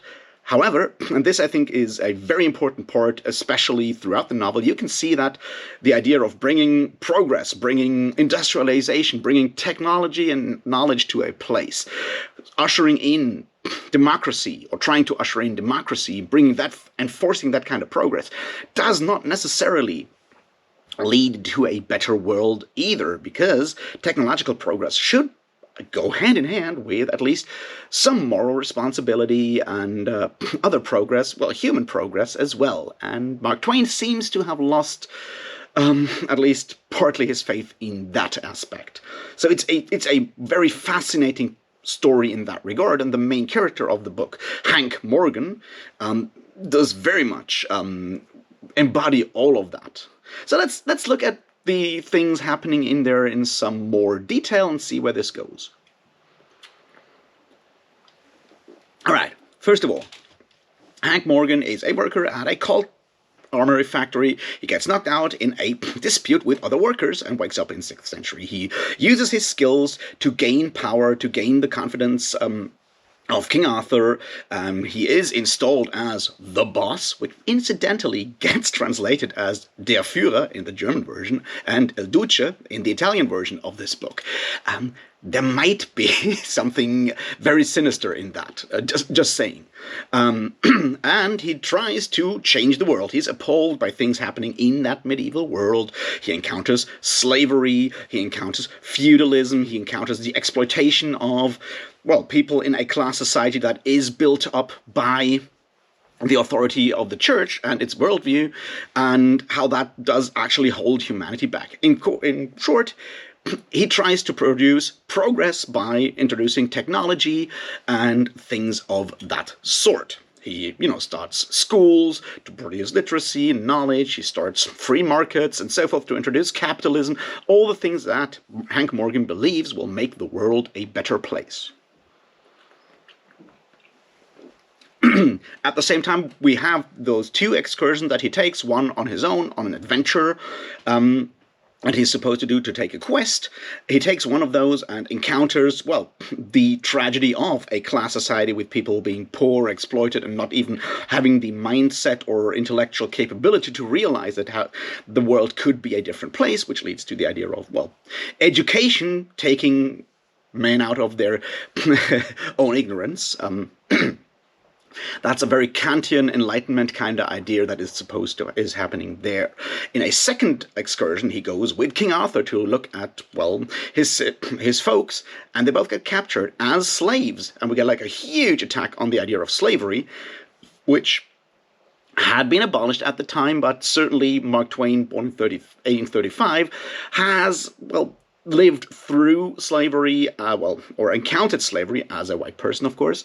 Being a staunch abolitionist at the time does ram home the fact that slavery is fundamentally flawed, inhumane and wrong, morally wrong, all the way in this book, which, well, pretty good, isn't it? So we have these two, like, sort of subplots happening before, at the end of the whole thing, the world does collapse, like every Arthurian story, and it all ends in that massacre. Now, the interesting things here are that, with introducing capitalism and so forth, the thing that brings down the country is that Sir Lancelot, who is, in fact, in charge of the stock exchange that has been introduced to 19th century, to 5th century England, does do some inside trading, leading to a stock crash, financial crash, which brings down everything and leads to Mordred and Agravain trying to, well, revenge themselves on Lancelot by drawing out the whole idea of the adultery between Lancelot, the affair between Lancelot and Guinevere. And once all of that has happened, Hank goes back to England, declares it's a republic, and fights the Knights of England, supported by the church, by, well, sending them into a trap, killing them all with Gatling guns and electric fences that kind of fence them in. And then, because he can't actually leave the place that he's holed up in, his friends and himself all die of the poisonous gases released by the corpses of that mass murder. Until Merlin shows up, puts him into like a 1300-year sleep, celebrates his victory by laughing maniacally, stepping backwards into the electric fence and electrocuting himself. Now, that's the ending of the book. Just saying. This one is dark in a lot of ways. Now, let's look at what that does, and why it does these kind of things, and how it does these kind of things. First of all, there's a relation between what this book does compared to, say, Cervantes' Don Quixote, because criticizing Arthurian literature for its influence on individuals has a long tradition. It starts with Dante, at least with Dante in the Divine Comedy. It gets even bigger with Cervantes in Don Quixote, which shows what bad influence Arthurian romance and medievalism can have on an individual. But Mark Twain turns it into a structural, societal issue. And that is the first big step that he does. He does so deliberately in reference to these other authors, and deliberately in reference to Sir Thomas Malory, who gets quoted verbatim several times in this book. So there you have one first element in the way he deals and deconstructs Arthurian legend here. Now, the second part is to show how medieval structures that we might think of as very dark and long past us have changed the time. That's where the frustration with the possible failure of the French Revolution and so forth comes in. And for that criticism of contemporary things, we should probably mention that there are a lot of illustrations in the first edition of the 1889 edition, and they were done by a noted socialist named Dan Beard, and he does not hold back. For example, there is I'll just talk about that one. There's a scene where Hank tries to tell Arthur that he should call a peasant brother instead of, serf, and Arthur goes like, "What? Scum like that?" And there's an image to that, which is a triptych, which shows a king and a medieval serf in front of him. It shows a slave owner, very deliberately American South slave owner with a black slave, and it shows a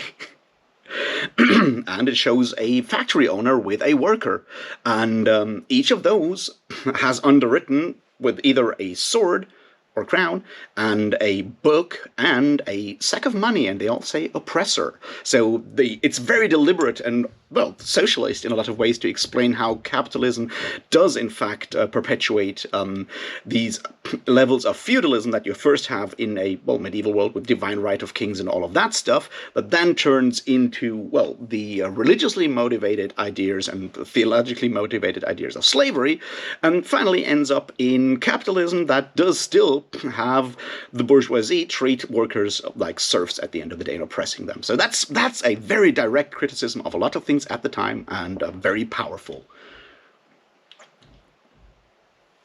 Another aspect is that, of course, Hank Morgan's tendency to modernize the kingdom is opposed by Merlin, the wizard, to keep things romantically in the past. And in certain illustrations, Merlin is very much drawn like Alfred Tennyson, poet laureate of Queen Victoria and, well, writer of the Idylls of the King, who is exactly doing that in the thoughts of Mark Twain. So we have criticism of these combinations of the Arthurian revival and the influence it has on, well, holding society back, which is on its own already a very powerful, somewhat so socialist, leftist message. But there's a second layer to this, which I think makes it even darker and more nuanced and possibly almost postmodern, and that is that as soon as our main character, Hank Morgan, does in fact gain power, he is very much being seduced by that power. He's very much being seduced by that power, which leads to the question of, can one person with a lot of power actually introduce something like democracy? Because that would mean losing power and giving it over, and that innate selfishness and being drawn to power and the corruption of power does happen to our supposedly hero of the book, which does end, well, lead to that final massacre of the story, which kind of counter argues the more like Whig history, progress through knowledge, education, and technology part that starts out. And I think that is what makes this book so incredibly powerful as a read today, because it prefigures a lot of things that come in the 20th century. Keep in mind, this is written like 25 years before World War I, and even longer before World War II, but it does feature themes of, well, mass slaughter by technology, where technology has fully outstripped human capacity to, well, be moral or to understand even in a lot of ways. It does feature that. It does feature the corruption of individuals by power, the inability to actually just change the world, where, well, ideas and ideals come up against human nature, and the change of human nature being maybe too slow to accommodate the change in technology and so forth. It does call out all of these things, and ends thus rather distraught and sad with, well, the character Hank Morgan dying in the then present, longing for the past, knowing that he can't ever reclaim all of that, and seeing only darkness in the future. So that's a dark ending. It's a very sad ending, but it's also, well, it does encapsulate the feeling of a lot of people at the end of the 19th century, that feeling that something core to human experience, those being like moral boundaries, a structure that you could rely on, had been taken away and has crumbled away. And while technology for a while did seem to be the solution to get ahead and make the world a better and brighter place, that might just be not actually working, because human nature will probably stand in the way of that solution either, as well. And that's what makes this book so modern, so, well, contemporary in a lot of ways, and so powerful, that we have that level of self-reflection in a character that does embody all of these different ideas. Hank Morgan despises these medieval peasants for being so uneducated, tries to educate them, but at the end of the day still can't think of himself on the same level as them, leading to that arrogance, that built-in, well, stratification that we have in all kinds of ways in our society, even now, the way that privilege is very difficult to get rid of. It's, in that case, a very prophetic novel, I would say.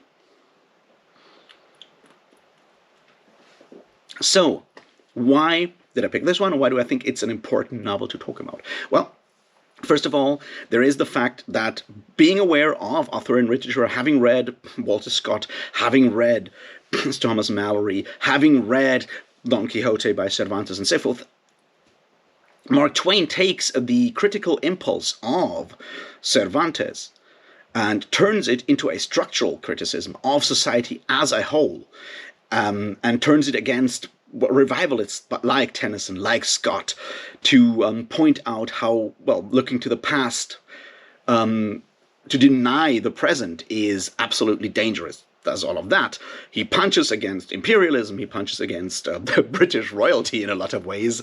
He calls for revolution, but at the same time being aware of the fact that revolutions also fail because of, well, flaws in human nature, possibly.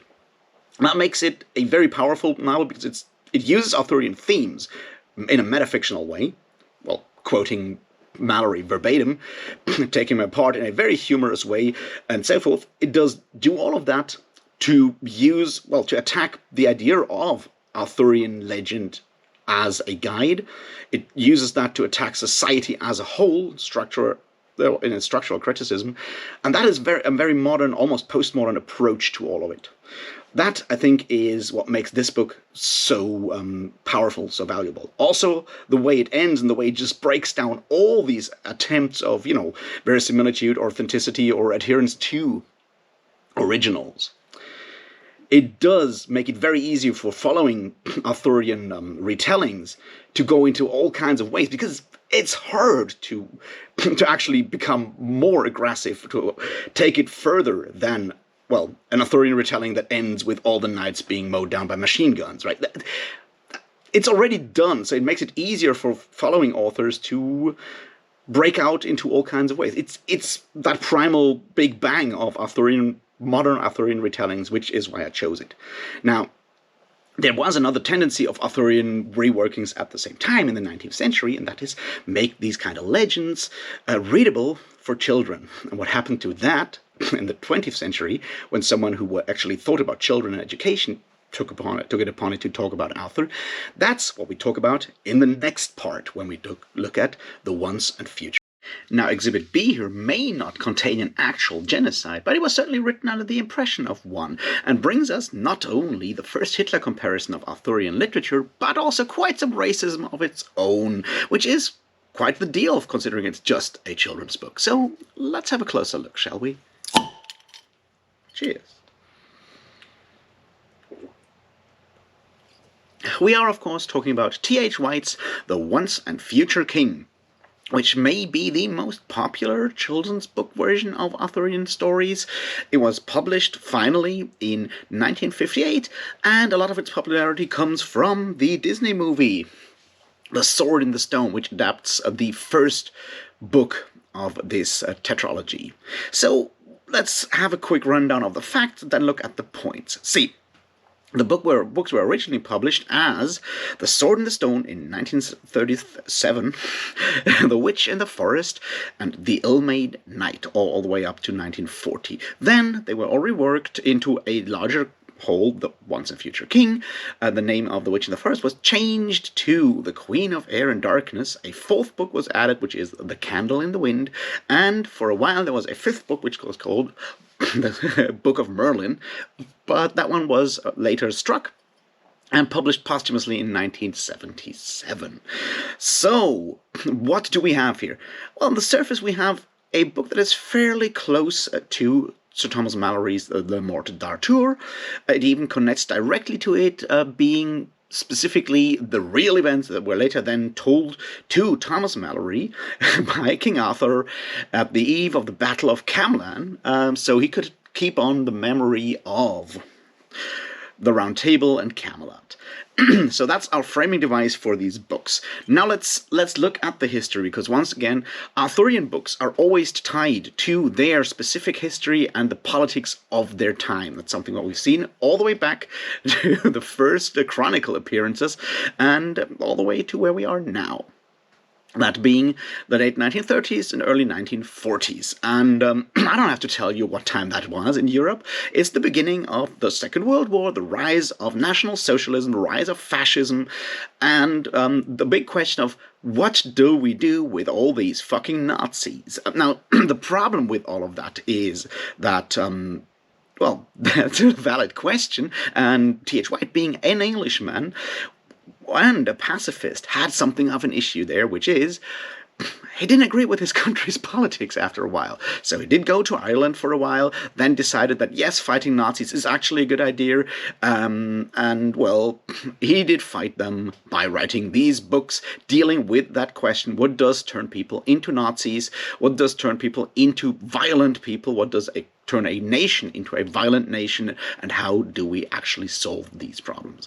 Now, the answers that he'll come up with are very much tied to the times that we're in and to the person that T.H. White was, which is he's looking at psychology and education of the individual and transferring that onto larger peoples. So that's the background that we'll find. So I have a quick rundown of the stories and how they tie into that, and then we'll look at some of the larger themes and how they tie into our ongoing project here. Let's start with the structure. Now, in its final form of these 4 books, the story follows 3 groups of characters that have each individual educations, or forms of educations, upbringing, and so forth, and they determine how they later react and act. And all of that is happening in front of, well, the whole story of Arthur becoming king of England, starting the Round Table, finally getting to the point where he's at odds with his son Mordred, and the whole thing ending in the Battle of Camlan. That's the background story. And in the first book, The Sword in the Stone, we obviously follow King Arthur. Now that one is possibly the most well-known of them because of the movie adaptation, and it's a very kind story. It follows Ward, not Arthur yet, who is, well, the ward of Sir Ector, and thus foster brother to Kay, and living in Le Forest Sauvage. And it's a children's book telling of their education by one Merlin, who does use his magic to teach Arthur and potentially Kay, who is not exactly as attentive as his foster brother, to become good people, good men. And Merlin does that mostly by transforming Arthur into all kinds of animals, so he encounters different animals and their livelihoods and how they interact with other animals in the world. He goes on an adventure with Robin Hood, who's apparently also happening at the same time, and it all ends with Arthur, well, drawing the sword from an anvil, handing it to Kay, who first tries to claim that it's his sword, but then has to realize that nope, it's actually Arthur's sword. Arthur becomes King Arthur and the new king of England. It's a nice story. Now, why is that education element so important? See, T.H. White worked as a teacher for a while, and he was connected to people of alternative pedagogic movements that were quite the thing in the 1920s and 1930s, and in specific with one group that started these Summerhill schools. Now, the idea there is that learning happens through doing, through action, through adventure and activity. It has to be an active thing, not just having someone droning information at you. And that's exactly what the education that Merlin provides for Arthur. They go on adventures, they do things, and thus Arthur learns a whole lot. And we can assume that that is, well, the preferred upbringing method for one T.H. White. Also, well, there's some brotherly or foster brotherly competition with Kay that Arthur usually wins, which makes Kay, who is supposed to be, well, the slightly older one and also the illegitimate son of Sir Ector, somewhat grumpy, and that feeds into the general image that Kay gets through a lot of Arthurian stories, all the way back to Mallory, of him being a bit of a dickhead. Although he is, of course, Arthur's seneschal. But yeah, Kay has a bit of a mouth on him and likes to bully other people. That's the general image of Kay through a lot of Arthurian literature. And it is here explained with that competition with Arthur and always coming short and always feeling, almost buckling under the pressure and expectations of his father of becoming a good knight and doing all these things and feeling not necessarily up to the challenge. So it's psychologized in there already. That's book 1. Book 2 follows the Orkney Boys. Now, who are the Orkney Boys? Well, to start with, they are Gawain, Gaheris, Agravain, and Gareth. They are the children of Queen Morgause of Orkney and King Lot of Orkney. So far, we're very much on track with our Arthurian retellings. Queen Morgause is the daughter of Igraine by Gorlois, a king of Cornwall. That makes her half-sister to Arthur, who is obviously son of Uther and Igraine. In this version, it is very clear that Uther raped Igraine, and that makes Morgause very angry at Uther, who, being dead, can't be, fought against, so she is very much focusing all her hatred on Arthur. So, how's the upbringing of the Orkney Boys? It's not good. They are mostly neglected by their mother, who tells them only one story, which is the story of the rape of her mother, and to instill that hatred and the need for revenge into her sons. Beyond that, she neglects them, like she does neglect most things. There is a very powerful scene at the beginning of Queen of Air and Darkness where she kills a cat in a very gruesome way. This being a children's book, it may come shocking, but yeah, the cat is boiled alive, and the descriptions are very gruesome and visceral. Quite a change of tone there. Anyway, so in this upbringing, the children are mostly neglected. They are taught to, avenge their family, their people. Their only tutor is an Irish priest, former priest, St. Tutelbach, and we'll come back to the Irish element later on there. So, they grow up to be mentally and emotionally very challenged young boys, and all of that comes together in a powerful scene where they decide to trap and kill and a unicorn, because their mother tried to do so and failed. They managed to kill the unicorn, and in that scene, a lot of the psychology, the very Freudian psychology of their need for love and acknowledgement from their mother, and the lack thereof, is transferred on the act of killing and dismembering the unicorn. It's a brutal scene, and it's very specifically Freudian in a lot of its depictions and allegories. So, we have a second group of people that are very savage because of a lack of attention and love and so forth from their family. That's the second version, the Orkney Boys. Now, let's look at the third group, or, one guy. That is the ill-mate knight, Sir Lancelot. And he is sort of in the middle between those two. See, Sir Lancelot knows himself to be cruel at heart and savage at heart, but because he believes in the ideals of chivalry that Arthur has started, he does try his best to quell and discipline these natural urges, his inner cruelty. He tries to not be cruel. He works really hard at it. So it's the way where discipline and knighthood and chivalry, as instilled into him by his uncle and his love for Arthur and the ideas of the Round Table, are used to keep the human savagery at bay, which, as I said, positions him in the middle between Arthur's upbringing and Gawain's and Gaheris's and the Orkney Boys' upbringing. Now, there we have the three approaches to how to deal with human savagery in these books. The fourth book, then, The Candle in the Wind, is where it all comes crashing down. Mordred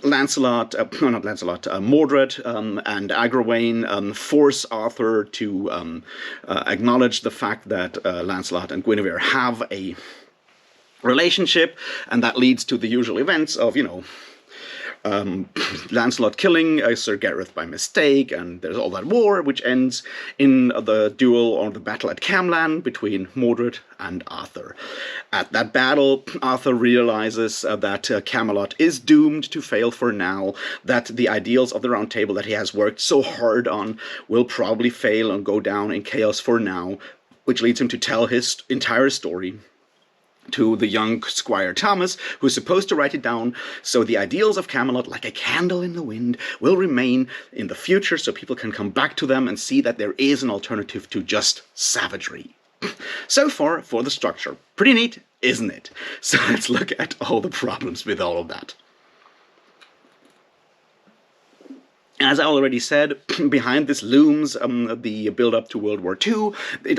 Behind all of this also looms another aspect, the Irish independence and situations with that. As I said, for a while, T.H. White lived in Ireland, but he is very much an Englishman. And there's where the racism comes in.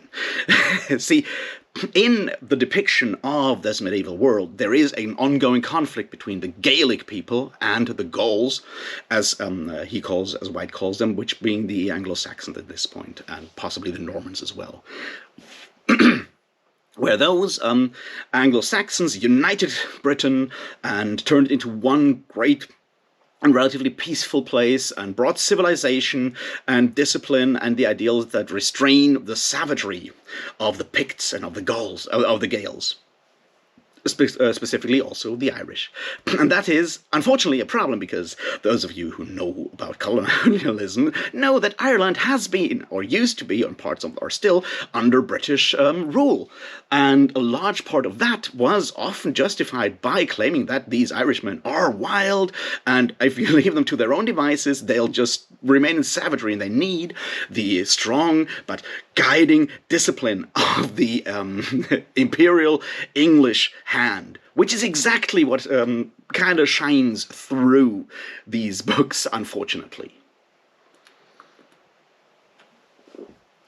Because unchecked, they will all become like Mordred and his nationalist movement of Gaels, which is directly connected to the Irish Republican Army, and, well, Nazis, including talking about swastikas, calling them the Threshers that want to have an ethno-state for the Gaels, but also commit a massacre of the Jews. It's written in this book. He does directly connect those two movements. And that is, obviously, highly problematic on a lot of levels. But that's where the weird pacifist ideals of T.H. White, which are in there and are embodied in a way in Arthur, who likes to think the best of everyone and tries to build a world where there is no violence, no savagery, where those ideas that T.H. White probably had in some regard come up against his innate, built-in racist ideas about the Celtic part or the Gaelic part of the United Kingdom and Ireland, and the question of how to deal with fascists. See, the end of The Candle in the Wind makes it very clear that Arthur tries to make a compromise with Mordred, and was willing to give him as much land as possible to just keep the peace. So that sort of pacifist idea that White has there is that it's a good idea to appease those fascists in order to keep a larger peace, to give up land to a fascist invader to keep the peace. Now that's a message that doesn't fly well with me. I assume it doesn't fly well with I don't know, people in Ukraine at the moment, for example. It's not a good idea, but it's unfortunately the problem that all pacifists face when they come to questions like how to deal with violence. There is, of course, more to all of this. See, Arthur's recognition that the world is very much ruled by force, by might over right, leads to him trying to, build the Round Table as an idea where that might and that force and that need to express that manly need for violence is channeled into positive things by creating laws and creating an ideology that will force men or strong men to defend the weak, defend women and so forth, to, display what might be called an old-school version of toxic masculinity, but like an old-school version of it that tries to curb the toxicity, so to speak. Now, what White and Arthur run up against is the idea that if you have just laws, they can be manipulated and used by the strong. They do require a benign interpretation, which is, in the situation around Guinevere and Lancelot, exactly what comes up, where Arthur says, I suspect you want the law, but have you heard about mercy? Now, obviously, Arthur is compromised in a lot of ways. He has tried to kill Mordred before. It's the story of the May babies that we've heard sometimes before. It's in Mallory. It'll come up in the Fionnuala Tapestry as well, where when he hears the prophecy that Mordred will destroy him, he tries to get Mordred killed by having all the children born on the 1st of May killed. So he's compromised, and that is used by the fascists, so to speak, around Mordred to force his hand.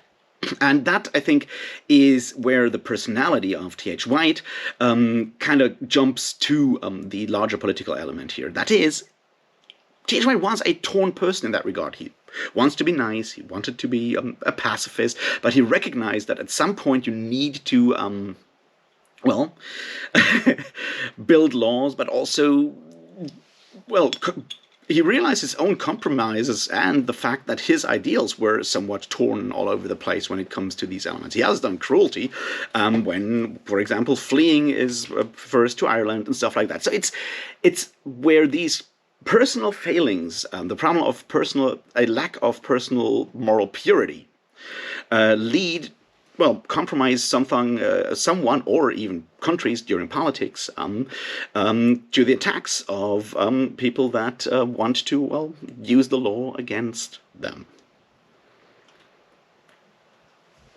So where does that all leave us? Well, on the one hand, we have a fairly interesting exploration of how education and psychology do form the individual, that is then unfortunately transferred to how entire nations could be, well, dealt with, because they obviously have the same kind of national character there, which makes some of the larger ideals difficult to deal with. However, the ideas of pedagogy are practiced in detail, and that, I think, makes the book so interesting to read, because not only does Merlin use that education on Arthur or Ward in Sword in the Stone, but also the books themselves are written in that way.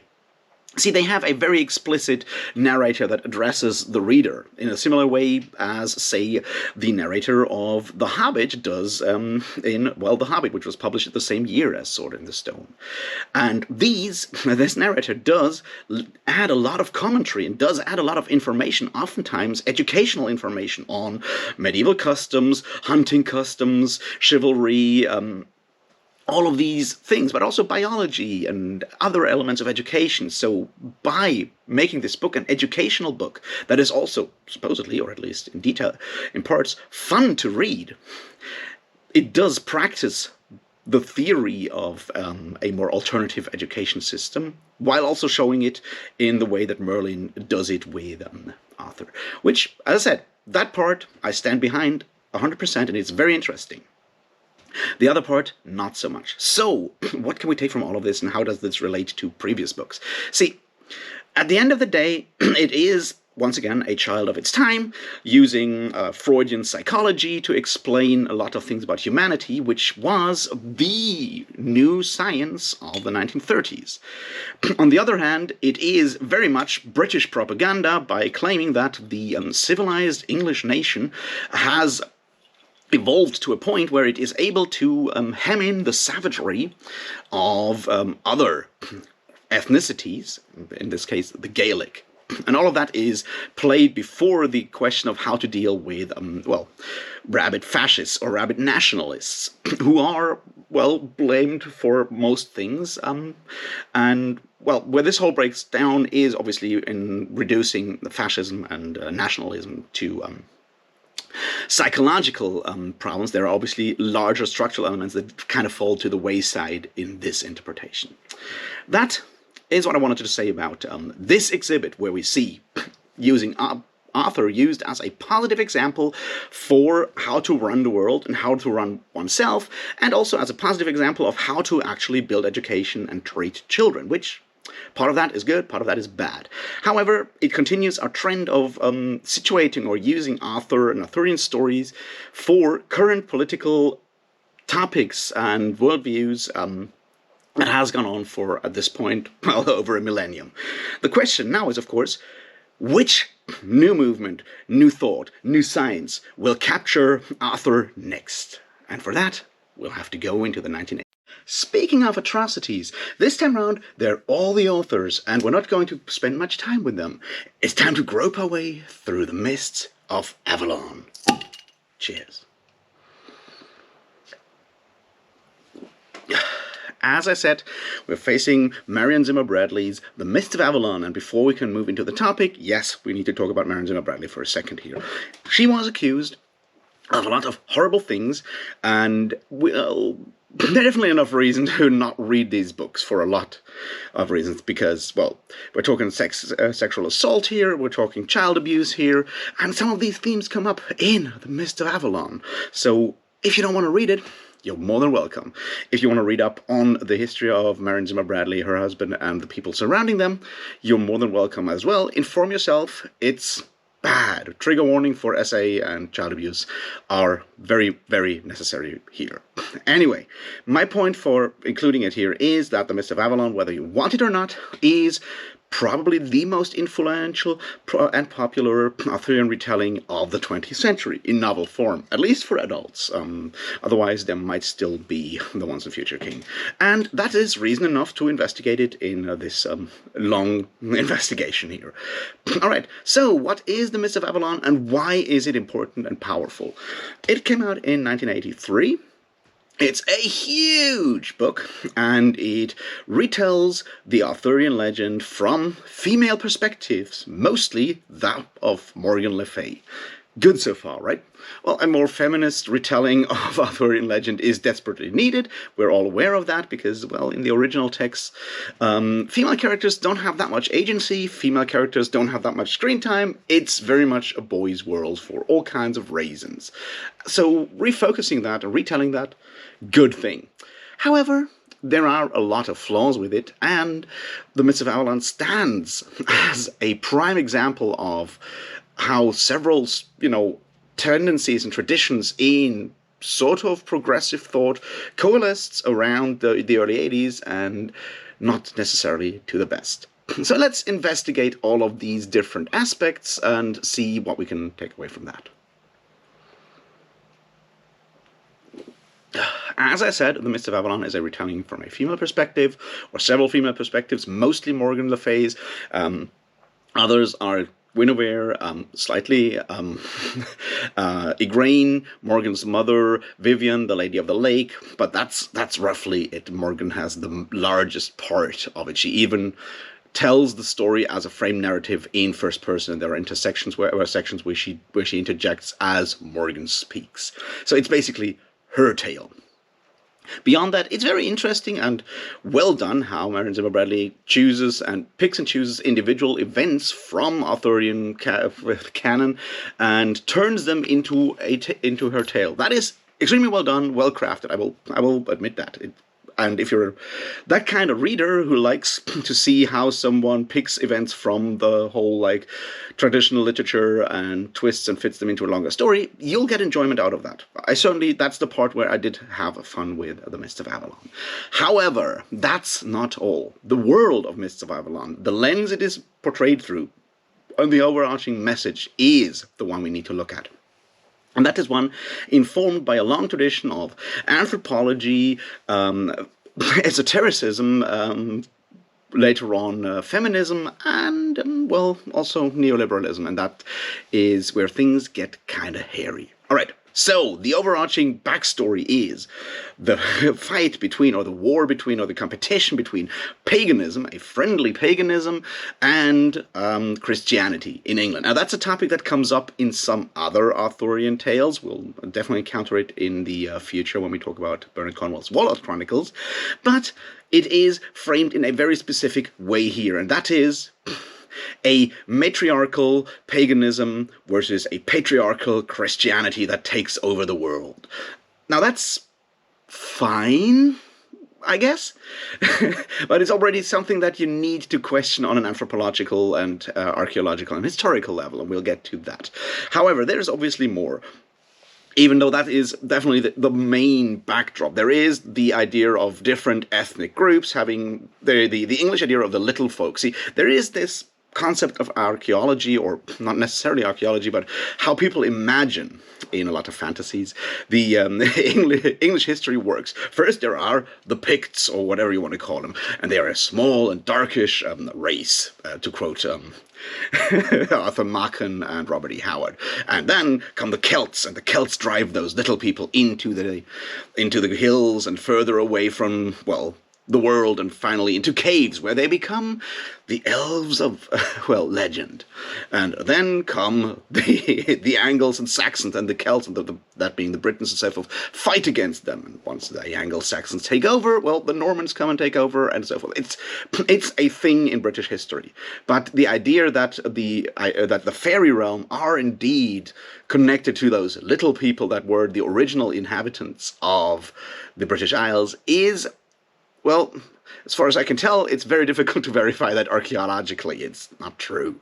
But it is very much the setup of this Arthurian retelling. So we have both a racial conflict or ethnic conflict between Britons, Saxons, and those former masters of the British Isles, and at the same time we have a religious conflict between the matriarchal pagan religion and the patriarchal Christianity. That obviously also being a very, very specifically gendered conflict between a world and religion in which women, if not exactly in power, certainly were free to do whatever they wanted, whereas under Christianity they're definitely, well, they feel the iron fist of patriarchy very much. That's sort of the world that is portrayed here. And of course, things are exaggerated, and I am the last person who will blame anyone for portraying Christianity or the patriarchy too strongly, don't get me wrong, but there are certain elements that we need to examine to see how much of this is true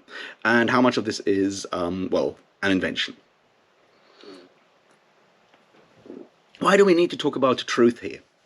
See, by using specific elements, using specific description and so forth, Marion Zimmer Bradley does certainly strive for a sense of authenticity or verisimilitude and thus historical accuracy, which is important because this is, once again, a political book, and it wants to make a point, and we'll come to that point as well. So it's important to actually look at these claims about history and look at where they come from and how much of that is true and how much of that is ideological. All right, let's talk first about the idea of the mother religion, the matriarchal religion, because that's where a large part comes in. So, bullshit anthropology time. In the late 1890s, one James G. Fraser releases a book. It's called The Golden Bough. You should read it. It's a lot of fun if you're into fertility rituals that someone is trying to explain. It had a huge impact on, well, Western anthropology in general, because that's a discipline just founded at the time.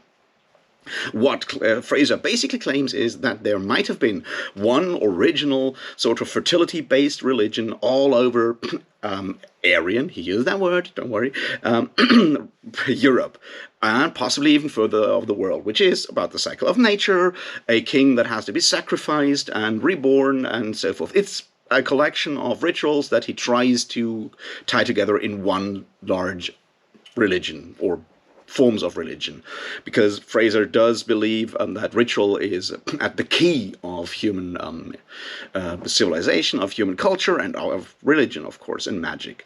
Now, this is definitely a text that has not a lot left when it comes to anthropology today. It is, however, still a very fun read and interesting when you're just into, well, weird rites that people did still perform in the late 19th century in all over Europe. So there you go. It had, however, a huge influence. It kind of fathered, so to speak, the school of the Cambridge Ritualists, which were a bunch of anthropologists, philosophers, and so forth, that did more popularize and did more research in that area. And one text that will come out of that is one Jesse Weston's From Ritual to Romance, which is the first bridge that we need here, which takes one specific myth or legend, that being the story of the Fisher King in the Grail Quest, and tries to explain it exactly as that one basic myth that Fraser found everywhere, the fertility thing that has to be renewed.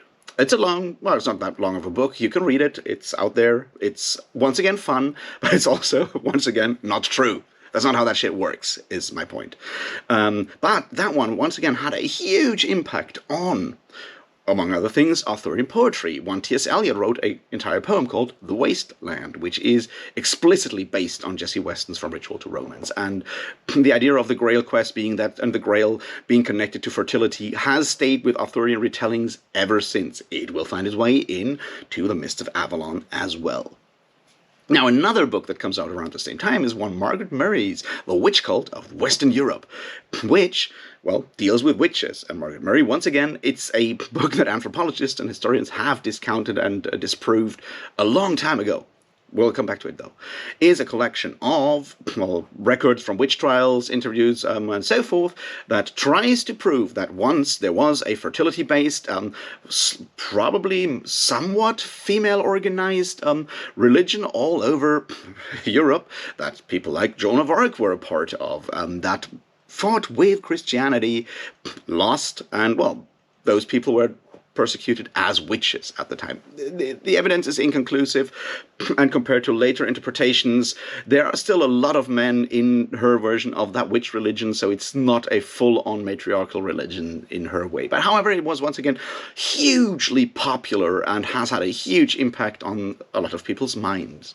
The next step we need to take is one Robert Graves and his idea of the White Goddess.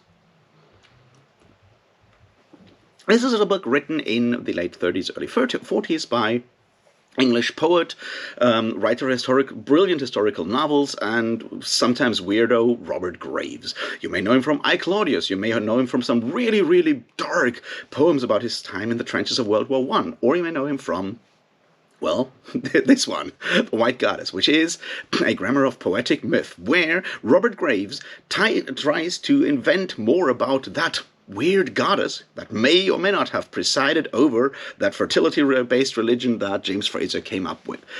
And almost everything in The White Goddess is invented.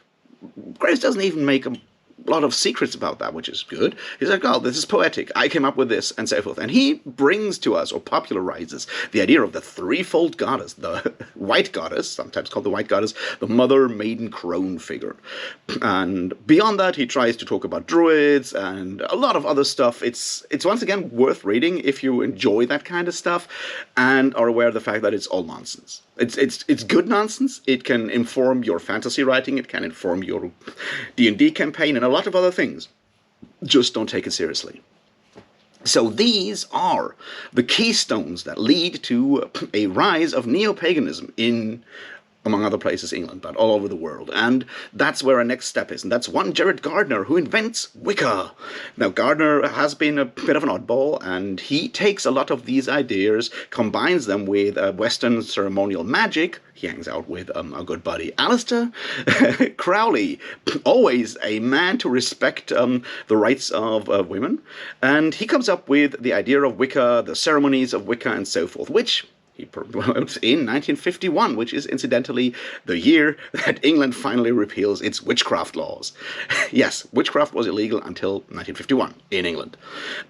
And Wicca takes the world by storm, and it is more feminist in a lot of outlooks. It does give a larger role to female members through that connection with the White Goddess and the witch cult and so forth. It claims to be the rediscovery of that ancient religion, but it's really not. Don't let Wiccan people, like Wicca people, tell you otherwise. It's invented. Now, does it work as a religion? That's a discussion for a different day. It does, however, not work as a continuation of a historical story, a historical cult. Have there been such fertility cults? Yes, they have been. If you want to know more about one, read The Night Battles by Carlo Ginzburg. It's a fantastic bit of microhistory, but it does not prove anything beyond, well, the people living in northern Italy at a specific time. However, and we'll come back to The Night Battles when we talk about another book by Gary Gabriel Kay, that being Tigana. Anyway, so all of this is the background that you need to be aware of. There's one final person that we probably should talk about, and that is Maria Gimbutas, a archaeologist, among other things, who claimed to have found remnants of that matriarchal goddess-worshipping culture, among other places in Crete and parts of Eastern Europe, all over the late 70s, 80s, and 90s. However, most of her stuff has works that are more general, have also been, well, at least not accepted by mainstream archaeology or anthropology. But once again, she had a huge impact on that culture of the late 70s, early 80s that we need to talk about. Because Once Wicca comes to the United States, it is very popular around California, and in specific around certain parts of academia that are later called the second wave of feminism. See, the idea of women originally being these powerful people having secret knowledge and so forth, being oppressed by patriarchal Christianity and harassed and, well, destroyed as witches, that is a narrative that does fit into feminist thought at the time, in particular into one specific aspect of that feminist thought that is slowly becoming more and more esoteric and talks about invoking your inner goddess and stuff like that. And that is exactly where Marion Zimmer Bradley and her circle does fit in. She was in fact associated with some influential Californian Wicca circles, covens. Her sister-in-law Diana Paxson was even more active and is thanked in original versions of Mist of Avalon as the person to actually contribute descriptions of rituals taking place in the Mist of Avalon. So there is a direct connection to the way the goddess religion is portrayed in Mist of Avalon to, well, Wicca and these ideas that I just talked about that are all fun but made up, that are now harnessed for a very clear political message, that being, this is a better world where women have more liberty, and then Christianity came and fucked it all up. But not only Christianity, but, well, patriarchal monotheism in general. So there are connections that you don't want to go down because Christianity is obviously often tied to Judaism. All right, that's the background that helps to understand the Mist of Avalon. Now, Mist of Avalon hammers that home. The women that we talk about are mostly very strong women, except one, that being Guinevere, and we need to talk about her because that's the whole crux of the problem. See, Morgan is strong, she's smart, she's extremely well educated. Her mother, Igraine, is the same. Her aunt, sister, whatever, Vivian, is the same. Even Morgause is very strong-minded and relatively well-educated. They're all strong and independent women. They're also, one and all, very attractive. That is mentioned again and again, and that's something we need to come back as well. And even Guinevere is, in her mind, strong, sort of, but she has fallen under the spell of patriarchy and is, at the end, the one to blame. See, that's the terrible narrative that we need to focus on. The story says Arthur is blessed by Avalon with the cup and the sword and the spear, which are elements of Wiccan magic, to be clear here. They're tied to different elements, a cup of water, I think. I keep confusing them, each one to an element. Anyway, that he is the protector of Avalon and the goddess religion and the old people, because the goddess religion is obviously tied to the old folks and so forth. However, his wife, Guinevere, is very much a Christian and fears the old things, and she slowly converts Arthur to Christianity until he forsakes Avalon and the old ways and becomes a Christian. And, well, that all is told, while it's also made clear that that Guinevere is very much suffering from Christianity, all the way to the point where, highly symbolic, she has agoraphobia because she can't take the wide world that is actually hers. She has to focus on herself because she's so afraid, because the men have made her so afraid. It's all very heavy-handed. And the idea that it was women that sold out to the patriarchy and thus destroyed the wonderful free world of the goddess religion, that's a pretty bad narrative. But that's unfortunately part of what comes into this reading of esoteric second-wave feminism when it combines with neoliberalism. See, all of these are individual women. There is no idea that there is a structure behind it that is part of the problem. There is no idea of that sort. It's also very much a personal failing if you sell out to the patriarchy and, well, are a traitor to all women after that, which it's important to understand that the second wave of feminism, especially in that area, is very much based on, well, white, middle-class, well-educated, conventionally attractive, cis women. There is a connection to what you might call political lesbianism. We can't go too much into that, and I feel it's probably not my place to criticize second-wave feminism too much as a dude, but it's important to be aware of the fact that the more marginalized aspects of the queer community and of feminism, especially people of color and so forth, did certainly play a small role once that part of the movement took over and pushed them to the side and out of focus, so to speak. Suddenly it was about good-looking women invoking their awaking their inner goddess and becoming even more powerful. It's the origin of all boss babes, basically, in that regard. And the characters in this book are exactly that. They're either too timid to actually do that, or they are these kind of people. And that's already a pretty toxic narrative. That's where the neoliberalism comes in, right? It's everyone for themselves, and if you're not strong enough, well, then you're probably to blame for all your misfortunes.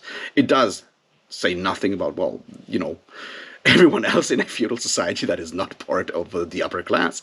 And it does, unfortunately, as I said, blame, well, a woman that has been apparently taken in by the patriarchy for all the ills that befall the rest of the book, the rest of the people. And that's a pretty toxic narrative, to say the least, right? So, what else is there to be said about the Mists of Avalon? As I said, it is exactly that point where these ideas of second-wave feminism, the rise of esotericism in, like, Wiccan neo-paganism, and the idea of everyone for themselves neoliberalism, all come together in a specific geographic area, and we have all these ties to these different movements in, well, the author and her friends, her circle's people. And The Mists of Avalon is very much that book. See, the story ends with Avalon receding into the mists and Christianity taking over England and it all turning into a dark age. But Avalon will be there, and some people later on will bring it back. It is a political manifesto saying now is the age where that sort of spirituality, female spirituality, will come back and will take over the world again, because Christianity is already about to die. And that message is one that we come back again and again with Arthurian stories. It's tied to the idea of the Once and Future King, right? We had the same with the Once and Future King by T.H. White, where Thomas Mallory is to write down about the golden age of the Round Table to keep that ideal alive. Now here it is, people keeping the stories of Avalon alive to bring back the age of, a more matriarchal society with the freedom to worship whatever, and as long as you are a strong individual, which, once again, the big failing of these analyses is that they usually leave the structural component out. And that's what makes The Mists of Avalon so powerful. They take the Arthurian backdrop and read it through a very specific version of a feminist esoteric lens, neoliberal esoteric lens, and turn it into, well, a political program or pamphlet at least. Like, this is the golden age, this is how it could have been, then Christian patriarchy came and fucked it all up, now we're going to take it back. And if you're not strong enough to do that, then you're a traitor to your, well, gender, at least. Or other people, and you're to blame. And I personally find this a very, very bad message. But once again, it is delivered powerful, and it's important to understand that, once again, the Arthurian story was dragged out of the mists and hammered over the anvil of a political ideology to bring forth that story. And it struck a chord at the time. It was hugely popular and has been for a long time. A lot of people have read it, or have at least have a copy somewhere lying around in their house. And it did certainly help, well, women to get access to the fantastic in a way that some other authors were unfortunately less successful with, although I prefer their books. And those are good things, those are important things, but I believe it's important to also see that underlying problem where, if you're not with us, you're against us, turns into misogyny. The descriptions of Guinevere are flat-out misogynist. There is, of course, also a more sexual level to this. The 80s were obviously, after the 70s, there are elements of sexual liberation there. Arthur is well aware of the fact that he can't get Guinevere with child, so they even have a threesome with Lancelot. It does all of these things, and it focuses more on the question of heritage or inheritance and Arthur not having a legitimate child.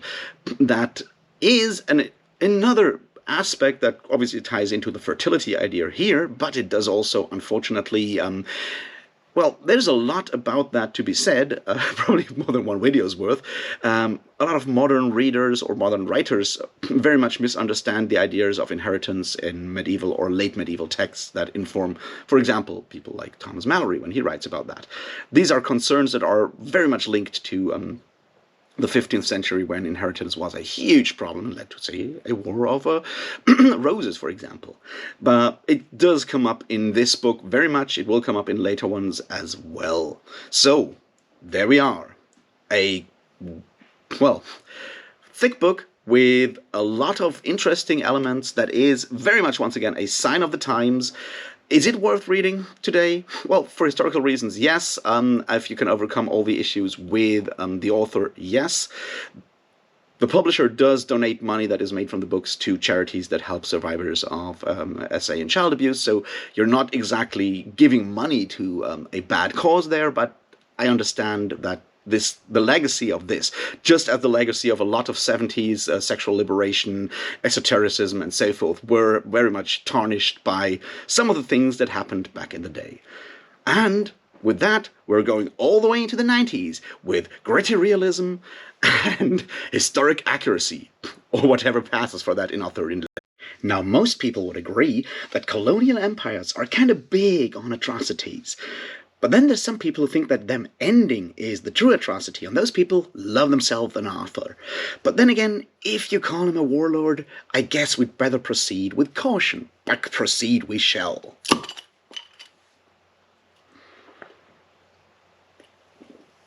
Alright, it's time to look at the last big way of taking Arthur, and that is the historical or pseudo-historical version of an Arthur retelling. By which I mean one that uses a lot of historical details to lend it legitimacy. I'll frame this in a larger context, but we'll finally talk about the Warlord Chronicles by Bernard Cornwell. That's 3 books published between 1995 and 1997 called The Winter King, Enemy of God, and Excalibur. But before we go there, we need to talk about the larger framing. Remember that, the historicity of Arthur was not exactly ever settled, and there has been doubt ever Geoffrey of Monmouth wrote his stories about him, but in the 16th century, it was basically made clear that Arthur did not exist, and there was no Arthur. And that kind of freed up Arthur to be adapted into all kinds of things. Show up in Spenser, show up in all kinds of poems and stuff like that, freeing him up from the tether of historicity. However, at the beginning of the 20th century, that's over, because a historian decides to, tether him again. And that historian is R.G. Collingwood, who was supposed to write about the Roman parts of the Roman and Saxon time in Britain, in a British history, and took it on himself to take over some of the stuff his colleague was supposed to write, and speculated on a historical Arthur that may or may not have had a few heavily armed horse troops under his command, the so-called equestriae, cataphractii, however you pronounce that. And those might have been turned into the armored knights of later Arthurian legend, or so Collingwood believed. That was published in 1936. And it did strike a chord with a lot of people that wanted to tell Arthur stories. And those Arthur stories are all about the historical Arthur. See, if you want to write about historical Arthur, you need to settle on a time.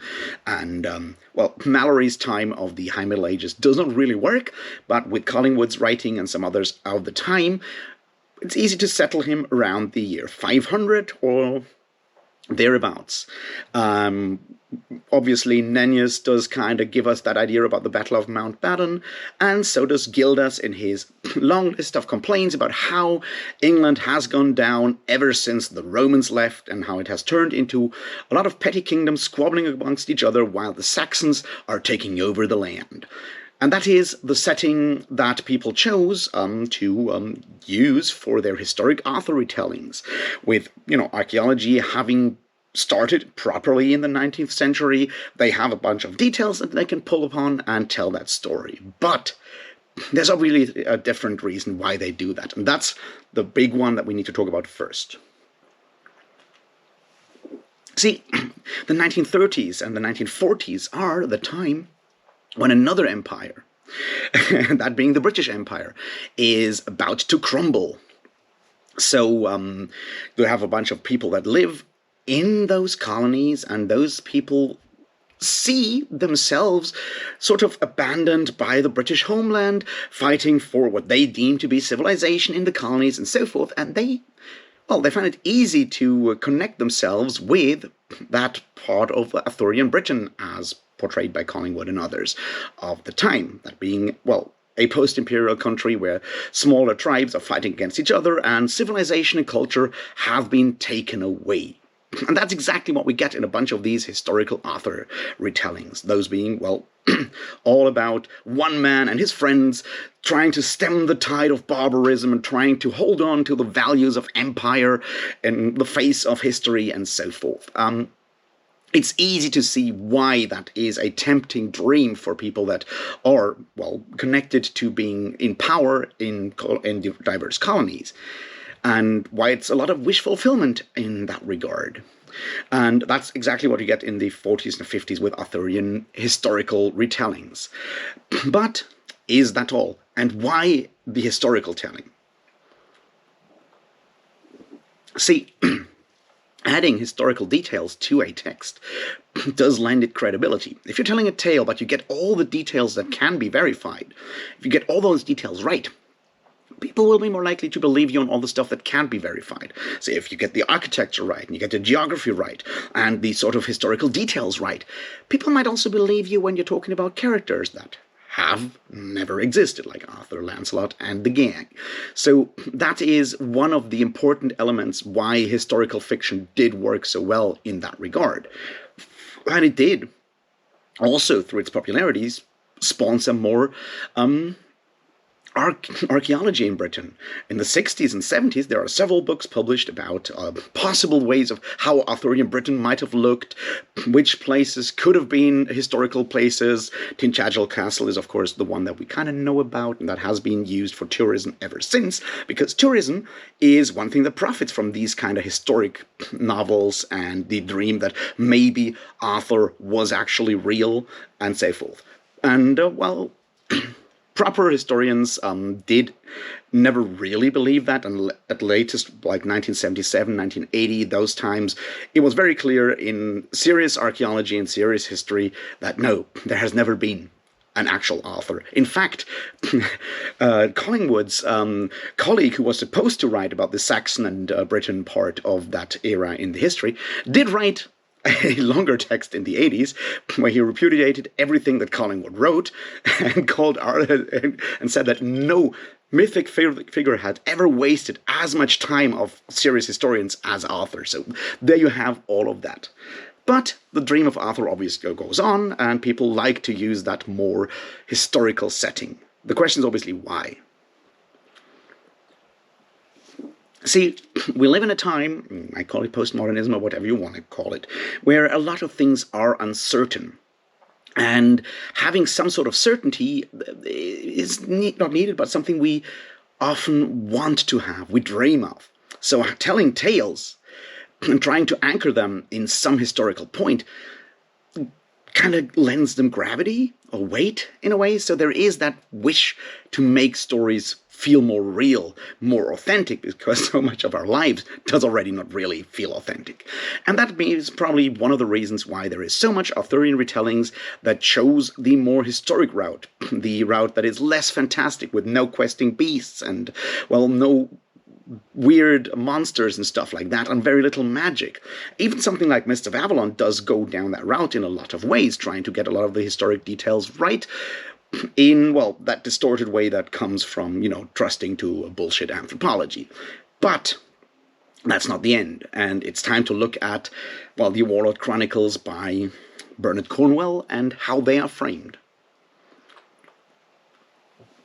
See, we already mentioned that a lot of historical Arthur retellings of the 40s and 50s are informed by that feeling of losing the British Empire, by being abandoned by the homeland and so forth.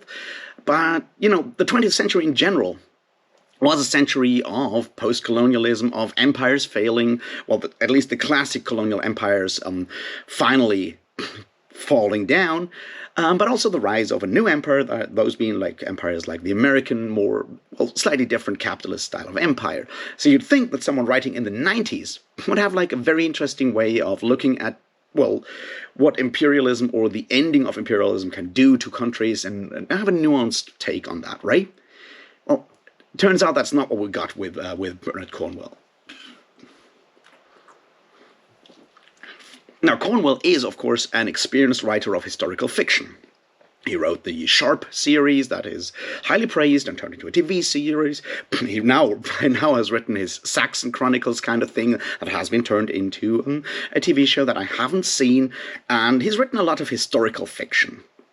So he does try to get things right, and he usually adds his sort of historical author's notes and afterwards to his texts to explain which sources he used and why he made choices in specific ways and so forth. And he does the same with his Warlord Chronicles. And he has come out and said that these are, of course, fantasies and not historical novels in the proper sense ever since, but because of the way he frames them and the way he builds them, he still tries to get that legitimacy from historical detail. And now let's look at these, the things that he says in his author's notes, before we look at what we get out of it. Now, he basically gives a quick rundown of the whole Gildas, Nennius, Annales Cambriae, Geoffrey of Monmouth, Chrétien de Troyes, and all the way down to Mallory, kind of where we got different texts. So he gives all of that. He weighs it slightly different, thinking that maybe Gildas did avoid mentioning Arthur because he was pissed off by Arthur. He does call out a few hagiographies, a few saints' tales, which I believe he very much interprets the wrong way, and I make this claim because I've read a bunch of 5th and 6th and 7th century hagiographies in my life, and they are rather fantastic, so I don't think he gets it completely right there. Point is, he tries to ground it in that way, looking at these details. He also makes the claim to look into different folklore traditions. He does pull up mostly on the Welsh tradition and some Irish traditions. Now, we've already talked about how much of the Arthurian tales in the Mabinogion may not have had like a tradition in, well, oral history. Cornwell goes a different route, which is, well, every oral tale must have had a basis in reality. Now, that is something that I would want some, well, research on and sources on, but we don't get that. Instead, he's like, he uses the word doubtlessly, it has been this and this way a lot of times, but then again, this is supposed to be fiction and not exactly a PhD thesis, so we can sort of forgive him if that's all there is. He even does contradict himself when, in the afterword for the first book, he talks about Arthur possibly being from the north of England or from Wessex. When in the second book, he talks about Arthur definitely being Welsh. And I don't know, man. Pick a land. He also makes claims about the pagan past and how the Druidic religion probably survived in England all the way into, well, the 6th century. It's kind of difficult to make these kind of claims. There are books on that question, and they do not necessarily bear out his ideas. The idea of connecting different quests for cauldrons from Welsh mythology with the Grail is another one of those difficult to make challenges, and claiming that the stories that Chrétien de Troyes wrote as romances were definitely based on Breton folk tales of Arthur and thus connected to the real Arthur that had lived. Yeah, and that's just not how it is. However, with these afterwards, he does frame his story as based on historic sources and facts. He does mention where he took liberties, so there's that. But he does, he takes a lot of liberties with his sources and how he interprets these sources, even in the afterword, is what I'm saying here. So the afterword is more fiction than I would like. But with all of that framing, what do we get, and does it bear out what I just said? Well, the Warlord Chronicles are a more historical novel set in what people imagine the 6th century BCE to be, not BCE, like Common Era to be, with dirty fighting between Saxons that are slowly taking over England, different kingdoms within England, squabbling amongst each other and thus failing to put up a common front against those invaders, and Arthur and a few companions being there and having to defend England or Britain against the Saxon invaders. The Warlord idea comes from the Dux Bellorum that we find in Nennius Historia Brittonum, and he turns it into the Warlord. The idea is that Arthur, in this case, is a illegitimate son of Uther, and Mordred is Uther's legitimate heir. And Arthur has sworn an oath to actually defend Mordred and defend the country. So he has to do that whether he wants to or not. Turns out he really doesn't want to a lot. His personal dream, Arthur's dream, as we are told, is to have a family and live somewhere, raise cattle and raise children with his one wife somewhere in the countryside. That's what he really wants, but he is forced back again and again to defend the country against, well, the Saxon invaders. Also, there is in the background that continuous squabble between different pagan religions and Christianity slowly taking over, which is a part that has been rammed into Arthurian tellings, at least ever since the Mists of Avalon and these ideas of survivals of pagan mysteries and the general secularization of the 20th century, where it's suddenly really cool to bash the church. And we've seen that happen in Mist of Avalon. We see it happen here again, with one of the main villains being a priest who is, well, scheming and a coward and probably a pedophile because, yeah, that's just a lot of anachronistic ways of bashing the church. And don't get me wrong, I'm always in favor of bashing the church, but I don't know, man. You're taking a lot of liberties there. However, there's more. He does pull in a lot of historic details and manages to weave in elements from Arthurian tales, including, for example, the Tristan and Isolde part. In nice ways, creative ways, it works really well. What, however, the problem is the general framing. I already spoke about Arthur being this simple man, country man that really just wants to have a simple country life and is hindered by all kinds of problems because he has to, well, help his country and die and fight for his country against those invaders. Obviously, these invaders are migrants. Let's not call them just people that wanted to invade England. We are talking about migration here, which is a bit of a framing, right? So he fights against those barbaric migrants that come to his country. And he has all kinds of problems. These problems are, well, shifty allies that try to not support him and weasel out of stuff. Another problem is his wife Guinevere, who is rather more ambitious than Arthur and does backstab him in that way. Another one is Lancelot, who, well, tries to usurp Arthur a lot of times, and that is sort of the framing there. Now we need to look at these characters. See, Arthur I already talked about. Guinevere is very ambitious and tries to use Arthur for her own gains. Lancelot is a scheming, a coward, a weakling, but also an intellectual and very much what you might call effeminate. His other shifty allies are often also effeminate, somewhat intellectual, rather sitting at home reading, becoming religious, or just enjoying philosophy.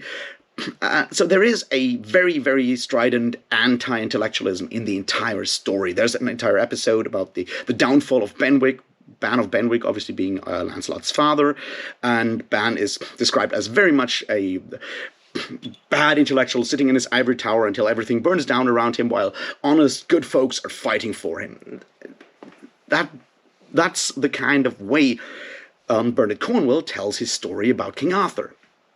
In fact, what we have at the end of the day is a few honest country folk defending their home country against invading migrants and being held back by, well, cowards, overly ambitious women, and, well, pseudo-intellectuals that would rather make peace with the enemy than, well, fight against the migrants. And that is rather conservative, to put it mildly. I would call it right-wing populist as a narrative, and that's what we get as a message from this book. It is a very political message, and it is framed as a historical tale. And Cornwell is really good at adding archaeological detail on how buildings are built and how food is prepared and all these things. And they are correct, and they lend legitimacy, or the semblance of legitimacy, to what is at its core a, well, blood and soil story about hating intellectuals because they'd rather let the foreign devils in than, fight for their homeland. Yeah, that's dangerous, is what it is, and that is sort of where I want to end this discussion about Arthur. See, what happened back in the day with Geoffrey of Monmouth is that he took a fantasy story and set it into a historical context to make a political point. And over time, those political points kind of shifted, and Arthur was let loose, set free from those historical chains to make other, more different political points. And we've come to the point, the end of this circle. We've basically come full circle, because once again, we're making political points about very much current situations, and we're framing them in a historical way, by tying Arthur back to a very specific time in history and trying to give it legitimacy through added historical detail. So the question is, what do we do with that? Is the whole Arthurian project doomed? Do we need to burn it all down if we want to take anything out of it? Well, that's a question that we'll find in our next exhibit. Well, we've talked about a lot of atrocities committed in the name of Arthur, and now it's time to take out the sledgehammer and deconstruct them once and for all by force alone.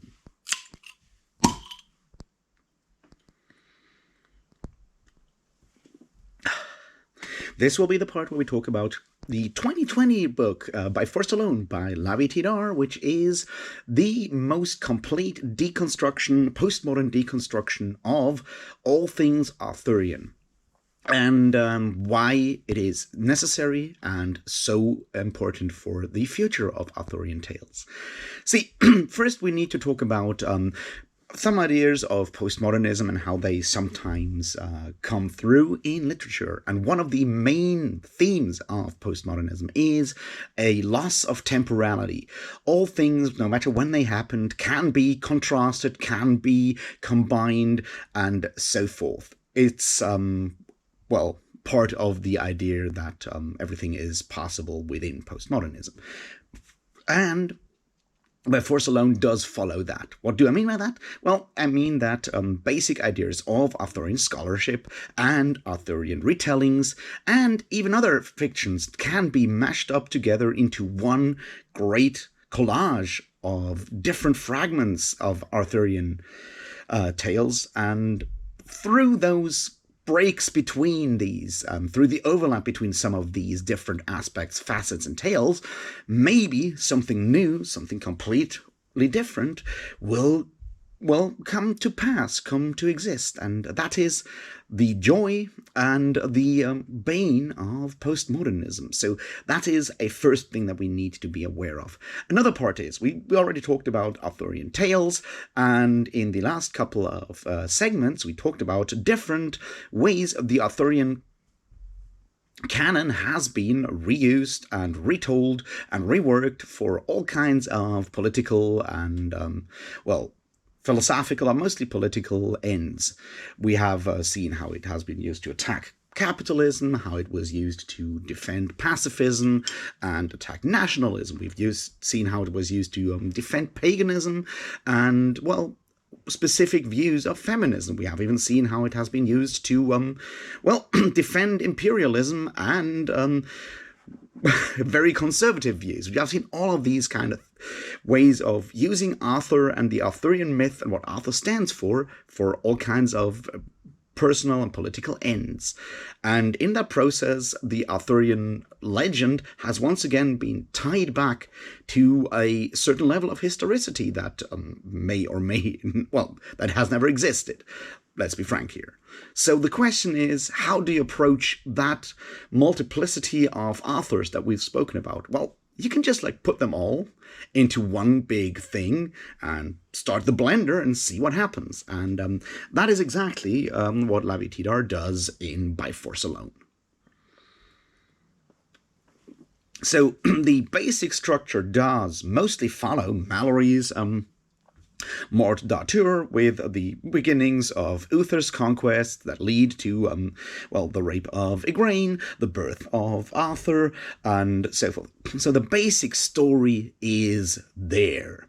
But that's where things change in a lot of ways. See, We already talked about the idea of Arthur being somewhere in the 5th or 6th century, and we've talked about the ways that has been historized, in especially the last century, the 20th century, by different authors in historical novels, in particular by Bernard Cornwell recently in the Warlord Chronicles. And, well, Tidhar does something of the sort. He sets his story also in the England that Rome has left. And, well, he switches some of the context there, where a lot of these older retellings felt abandoned by the empire and felt that loss of empire as, well, a betrayal by the empire. Well, this is still here, but it's also on the other side that, yes, of course the Romans left because England is a bit of a shithole, to put it, well, to quote Tidhar in this one. And that's part of it. It's like these older retellings are like, this are fairly patriotic when it comes to England or Britain. And they feel that betrayal because, like, why would the Romans leave such a wonderful place like the British Isles? And Tidhar goes like, well, it's rainy, it's cold, the people suck, let's go back to the Mediterranean, why don't we? And that's the first way he does undermine and attack the way of the historical Arthur retellings. He goes further than that, though. See, a lot of Arthurian retellings that we've talked about, basically all of them, have Arthur as some sort of nice guy. He's either an honest, simple person that wants to be, well, left alone or just wants to have peace for his country or so forth. And Arthur becomes this, like, moral icon in a way in all these retellings. There's none where Arthur is, well, a bit of a dickhead. And Tidhar takes that and deconstructs it, because if you want to be honest about 6th century Britain, you follow Gildas and you look at, like, how terrible the place was. So someone who wants to be king has to, well, be king by one thing, and that is by force alone. He has to go and, well, crush all the other petty kings. That's how empire works. That's how power has always worked. And it is that thing that Tidhar uses as the basis for his entire story. Is that Arthur wants to be king, Arthur wants to be in power, and Arthur does whatever it takes to get there. And this is reflected with, the ideas of these different steps. Now, we start with Arthur's childhood together with Kay under the fostership of one Sir Ector.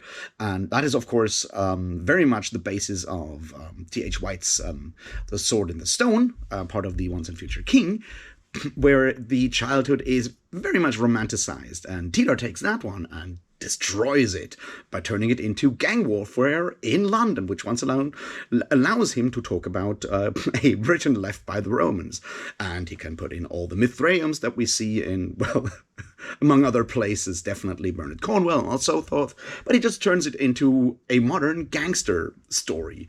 It's called Lords of Londinium, and you might recognize that title. And see, here's where the postmodernism comes in. By using the Arthurian theme of, well, childhood, a sort of romanticized childhood where Arthur and Kay bond, and ending that one with Arthur taking the sword from the stone. By taking that, but reading it through the prism or like warped mirror of a lot of postmodern or modern gang dramas and movies, he creates something new that may or may not be closer to what, well, childhood in a post-Roman Britain might have looked like, even for, well, the privileged people like sons of so-forth noblemen, whatever you want to call them. Even those people will have probably squabbled for territory and turf, and that's exactly what we see here. Because, of course, childhood should prepare someone for adulthood, and Arthur and his gang's fights for turf as kids in London is just the microcosmic version of the later conflict and the fight for Britain.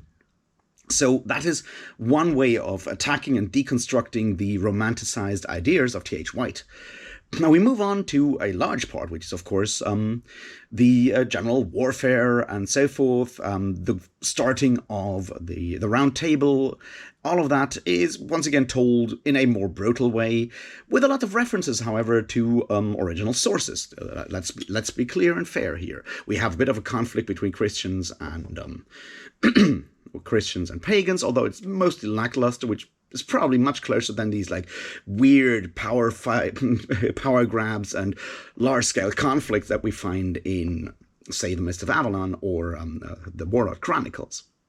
It's more on a personal level because, frankly, shifts in religion were somewhat weird as far as we can tell, and we have all of that. Now, another large part that he then takes and deconstructs is, of course, the fight against the Saxons. It never really happens in this book, but it is used a lot of times. We talked about how fighting the Saxons, keeping England free of invaders and barbarians, is something that shows up a lot in, say, the Warlord Chronicles, but also in other Arthurian retellings, because, yes, that's exactly what the historical basis is. However, as we also mentioned before, see, the Saxons didn't just show up because they loved plundering and being dickheads. There's reasons why they migrated to the British Isles, the Saxons and the Angles and the Jutes. So a lot of these retellings where Arthur is the hero defending Britain against these invaders, well, they're pretty fucking racist to start with, right?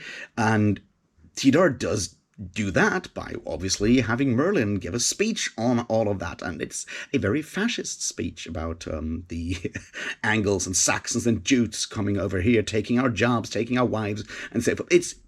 And it makes it very clear that even though you may romanticize the fights of Arthur against the Saxons, what you're basically doing is racist, ethno-state, blood and soil propaganda.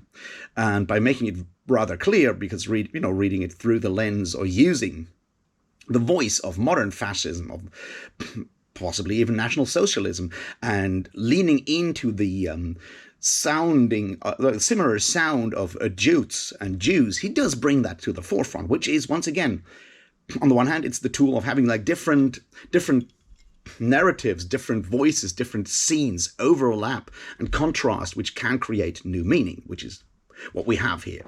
There's obviously other parts of the Arthurian tale, and we can't go through all of them in detail, but there is, of course, the Grail. The Grail narrative is another one that is brilliantly handled here. See, when we talked about the Grail early on, we learned that in Wolfgang von Eschenbach, the German version of the Parsifal story, the Grail is in fact a stone that fell from the heavens, which allows Tidhar to turn it into, well, alien matter that radiates the entire countryside where it fell, and everyone wants to have the fucking Grail because it's a thing that gives power. And that allows Tidhar to do something absolutely brilliant, which is once again very, very postmodern, which is turning the search for the Grail into a pastiche, which is another tool that, or retelling, or a parody of another fiction. In this case, he goes for Roadside Picnic, probably better known for as Stalker in contemporary language, by the gods. Strugagov is the name. I'm butchering them. It's a 1970s Russian science fiction story that you'll know about, like stalkers going into this place where aliens have left artifacts and taking those artifacts out. And retelling it in that way, using these different languages, does once again alienate, and through that alienation show the ridiculousness of parts of these stories. Now, there's obviously other elements in there that are also brilliant to look at. There is turning Lancelot's search for the Grail and Lancelot's life into a kung fu kind of martial arts story is ridiculously funny. Allows Tidhar to talk about the Grail search as, well, modern conspiracy theory in a lot of ways, where people are searching for Grails and no one takes them seriously because they're seeing, well, star stones like aliens everywhere. Having all these elements in there does, however, do something productive, and that is, it takes away a lot of the ideological baggage, a lot of the meaning that people have ascribed to the Arthurian canon and to the Arthurian characters over the years. And that is necessary. It's absolutely necessary, because at this point, whenever you talk about Arthur, people have an image in their mind. That image is, well, the noble king, maybe unfairly cheated upon by his wife, his very humble wife, Guinevere, who falls in love and otherwise has very basically no character, and Lancelot being the most noble knight, the bravest knight. In this case, he's more of a mercenary. Well, he's an assassin mercenary in this case. So he does flip a lot of these meanings, and through that does free these characters up to become more in the future. It breaks open a lot of the crust of all these retellings of modern fiction, and that I think is the strength that postmodernism and postmodern deconstruction can lend to something as well popular as the Arthurian tales. Because we as humans have short memories, so a lot of what we remember of Arthurian tales is in fact the written fiction of the last century. Few people have read Mallory. Most people have probably watched Sword in the Stone and maybe even read Once and Future King. A lot of people have read The Mist of Avalon. A lot of people have read the Warlord Chronicles. But very few people have actually gone back and read the sources. And that means that our idea of what Arthur is and what the Arthurian canon is very much a reflection of the 20th century, of the long 20th century, starting maybe, not even really starting with the Mark Twain version, because most of that has been once again, well, bowdlerized and turned into something saccharine to show to children, leaving out the genocide at the end. But that's what people think of when they think about Arthur, and through, well, using a sledgehammer, a literary sledgehammer, and taking down the entire thing, breaking it open, Tidhar is able to show, well, the rather rough and different edges that lie in those different Arthurian tales that we find when we go back to the sources. Because Arthurian chivalry is nothing like, well, the modern idea of chivalry that was created in the 19th century by people like Walter Scott and Alfred Tennyson. That's a very, very different concept of chivalry, and it's very alien from the reality, and Tidhar finds a wonderful, wonderful image for that, which is when Galahad the Pure, who is in fact running a brothel and very much an absolute dickhead, to put it mildly, is interviewed and tortured by aliens because they want to understand the meaning and the power of the Arthurian canon, of the Arthurian stories, and he tries to explain it, and they confront him with the facts, and it's like, yeah, so Uther raped Igraine, and he's like, no, it was love, you don't understand. And it's like, it goes like that again and again. He tries to explain, and he tries to explain the fucking chivalry, the adventure. It's like, yeah, but if you read the text, the originals, that's not what's in there. That's a construction that we have built around it with meanings that we have put in there for our own gain and our own needs at those specific times when we talked about them. So it is important to take down that superstructure of meaning that the last century of Arthurian retellings has built to free it for, well, new possibilities. Then there is, of course, the underlying story about rationality versus mythology. See, there are mythic creatures. Merlin is a sort of fairy being. There are others. Morgause and Morgaine, well, mostly Morgause is another, and Morgan Le Fay are also, well, fairies, people from fairy, and they are into power. Although Merlin is somewhat on the middle because he's half human and he's always looking for numbers, for rationality. And there are a lot of quotes from Greek philosophers on how the universe works. And through all of that, Tidhar is basically putting in this book the same question that people like Adorno and Horkheimer ask in the Dialectics of Enlightenment, which is, how do we square the fact that by using rationality or mythology, how do we come from mythology to rationality, back to mythology, and still, well, remain in the capability of committing atrocities? That's underneath all of this, through all these small hints here and there.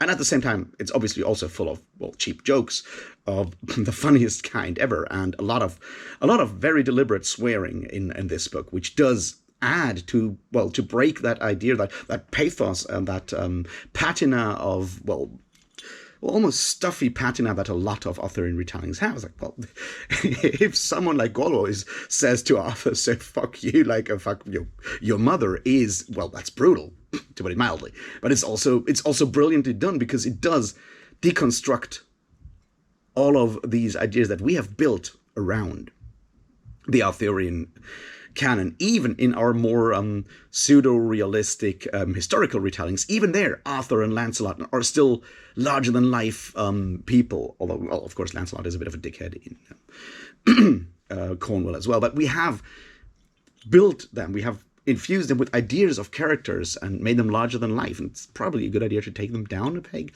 so we can start fresh, because, well, the 20th century has not exactly been the best of centuries, nor the worst of centuries. But a lot of these ideologically filled Arthurian retellings should probably be left in the past, because this is a new time, and maybe these tales can still tell us something in the future. We can maybe do something with that, and that is where we need to go next. But one final thing here is that there is another author's afterword here, where he talks about sources. Lavie Tidhar does. And he gets his sources. There's those like 2-3 pages are probably better researched than most of the author's notes in other Arthurian retellings. He draws from all these different sources, and most of the ridiculous ideas, like, well, the stone that fell from the heavens, stuff like that, you can find in Arthurian texts in the past. We have just papered all of that over with the master narrative, the Mallorean master narrative that has then been, well, smoothed by the 19th century romantics, and then, well, turned into commodities in the 20th century by these different writers. And Tidhar breaks all of that open with, well, the bit of research that is needed to actually look at the few sources that we have for Arthurian stories. So, by taking down the 20th century Arthurian retellings, he opens up the future for, well, productive, constructive Arthurian tales. And that is where we will end our short tour through all the authors that there are. And I can't wait to get there, because the future might actually be real.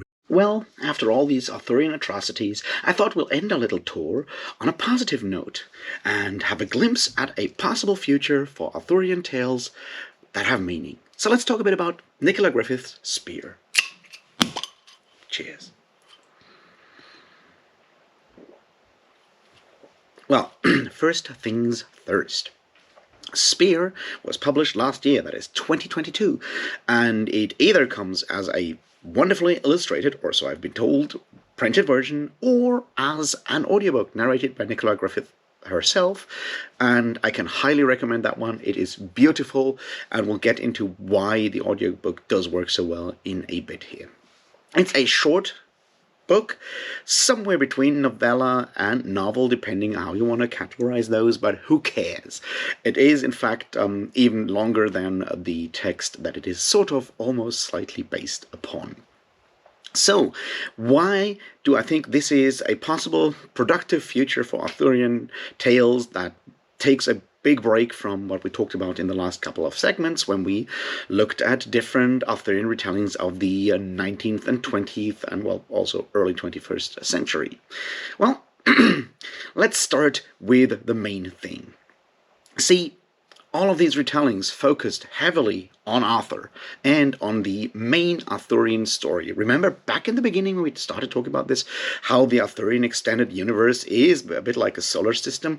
Well, with most of these retellings, you got the entire thing. All of them. The core, the inner planets, even parts of the asteroid belt, all the way back out there. You get all of it. And that's a bit cumbersome. It also has a few built-in issues. For one, it will have to end with the death of Arthur and the hope for a rebirth or like return, but also, well, the end of that golden age, which makes it somewhat sad, I guess. And that's like one part there. In fact, the ending of By Force Alone by Lavie Tidhar does actually show where these problems lie. In that one, when Arthur is dying in Camlan, all the remaining knights beg Merlin to do something, and he says, well, I can take him to this magical island where he can heal and rest, and everything will be fine. And then he puts him in the boat and just throws the corpse into the sea. Which makes a lot of sense because, see, it's this idea, this dream of a return and healing for Arthur has always been the kind of tale that we tell ourselves, or used, a lot of people told themselves, the way we tell our children about, like, favorite pets when they sadly pass on. And maybe it's time to just, like, let go of that whole idea of Arthurian stories and the whole Arthurian, canon, and look at the pieces that we can actually salvage.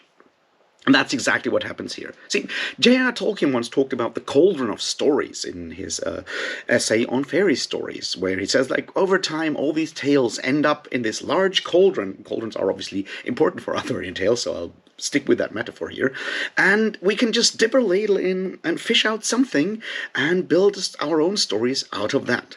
And that's exactly what happens with Spear by Nicola Griffith, because it is about one specific story that was captured by the Arthurian solar system, but didn't necessarily have that much to do with it in the beginning, and that is the story of Peridor. It's a story under that title. We find it in the Mabinogion. It is also known as the story of Percival, in different spellings, so you already know we're getting Grayley again. But there's an important part to the original Percival story, or the original Peridor story, which is the part that Nicola Griffith mostly focuses on. And I think that's the first big step forward with this. Because in that Arthurian cosmos, there's a ton of wonderful tales that you can use, smaller tales that are just loosely tied to the Arthurian court.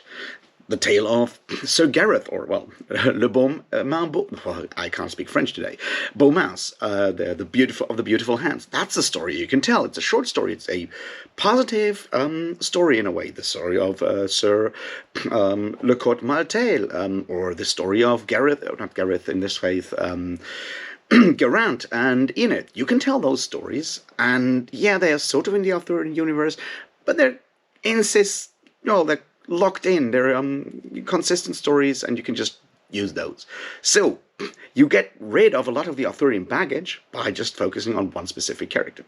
The next way that Nicola Griffith does this is by focusing on the Welsh version. Now, the story of Peridor in the Mabinogion is very much not so much about the Grail, which in any case was later hijacked by Lancelot and Galahad, but it focuses mostly on what you might call it coming of age of Peridor, who lives with his mother in the forest because his father died, and his mother is very afraid that he will become a knight and then also die. So he's already an outsider, and at some point, he decides to join Arthur's court, and on the way there, he gets mocked, and he has to do all kinds of things and prove himself to become a worthy knight, and then he just moves off and does Grail things. That's the story back there. So it's only tangentially connected to the Arthurian tales. So that's the next part. It is a story that can be uplifting and can easily be changed. Choosing the Welsh version, using Welsh names and so forth, also means that it basically doesn't feel like an Arthurian story for those who haven't read the original. It's just a sort of medieval fantasy story, which, once again, makes it easier to tell a new story, because you don't have to deal with all that baggage. But we're getting even deeper in there. Remember when he talked about the connection between the Mabinogion and those supposedly oral tales and the romances of Chrétien de Troyes? Well, see, Percival was a romance by Chrétien de Troyes, and that was turned into an oral tale that was then later on written down and then later on translated into the Mabinogion. And Nicola Griffith, being an insanely talented writer, does manage to capture that in the style of Spear, because it's a very lyrical prose. It's almost made to be read aloud, almost made to be performed by a storyteller style of prose, and that is brilliant, which is why, I mean, the audiobook is such a good way of listening to this or consuming this story, because it is how it is meant to be told. which once again lends it a specific magic. So there's all the starts. And now let's look at what happens to Spear, because there's some twists here that I think make it even better as a story. Well, spoilers ahead, but you should still go and read it. This is a queer retelling, because Peridor is female. Peridor grows up with her mother in the forest and is hiding from everyone and has a very, very natural connection to the world, a lot of perception of the world that gives her almost magical powers. Well, it gives her supernatural powers because this is a fantasy story. But at some point she decides that she wants to become a knight at King Arthur's court. So we're following that story, basically almost to the letter. And then she tries to go to the court and is told off and decides to make a name of her for herself first and become, well known before she applies to become a Knight of the Round Table, or the Brotherhood of the Round Table. But she does that dressed as a man, and it's never questioned. And this, I think, is the brilliance of this story, because she goes there and then, well, meets up with Nimue, and they two start a relationship. They, I don't want to say fall in love because it's a strong word, but they have a relationship because there's a kinship there. And they go on the quest to retrieve the Grail, which turns out to be her mother's cauldron. And they bring it back to Arthur. And that's sort of where the story ends. I don't want to spoil everything, and they leave it there and, well, settle down together, or at least move into the future together, which is insanely uplifting and heartwarming and positive for an Arthurian tale, because it does not end with the fall of the Round Table or the betrayal of Mordred or any of that stuff. It ends with it's a story of two people that have had a very rough life, finding their place in life and in society and moving onwards together. And that's a very powerful message. Now let's look at why it is so brilliant to choose these characters and how to actually mold them into what makes Spear so powerful. Well, Peridor, even in the original version, in the Mabinogion version, so to speak, is marginalized. Peridor grows up with their mother in the forest. Outside of society, Peridor does not know any of the customs of society. Peridor does not know what knights are. They don't know any of these things. They are spatially, literally marginalized. And the story is very much about a marginalized person finding their place in society, the place that they want to achieve in this case.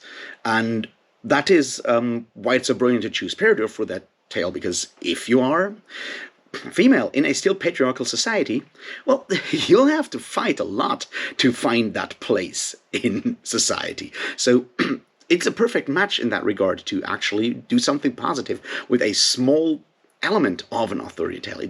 Once you see it, it's very hard to unsee why it shouldn't be that kind of story. The other side of it is, of course, there is trauma in there. It's even in the original, the way that Peridor's mother is trying to keep them away from society. That is somewhat abusive and very controlling in a lot of ways. And yes, it's understandable. There's a lot of fear in there. There's the fear of losing their child in the original. In the retelling here, there's also the fear of the father, who in this case is, Manannán mac Lir, the Irish sea god, because there is a, magical element to this story. There are these elements, but parents can be overprotective, and that can also damage a child. So there's also that story of trying to find your own way and trying to emancipate yourself from your parents' view. Once again, something that I assume a lot of queer people or marginalized people will have to face. Well, especially queer people will have to face, depending on their families. I can't speak from experience here, obviously, but, it's what I think makes it, what made it resonate with me in that regard. And when we meet Nimue, there's another element there. See, in a lot of Arthurian tales, Nimue is, obviously the person that locks Arthur in a cave or whatever. But the story is that, Merlin does in fact, older texts say dote on Nimue, who is far younger than Merlin and has probably something of an abusive relationship with Nimue using her for all kinds of magic, forcing her to do all kinds of things, exploiting her. So the locking up of Merlin in a cave is very much another act of emancipation, another act of, well, finding one's place and taking revenge on one's on one's punisher, on one's, I don't want to call punisher, on, well, the people that inflict pain on you.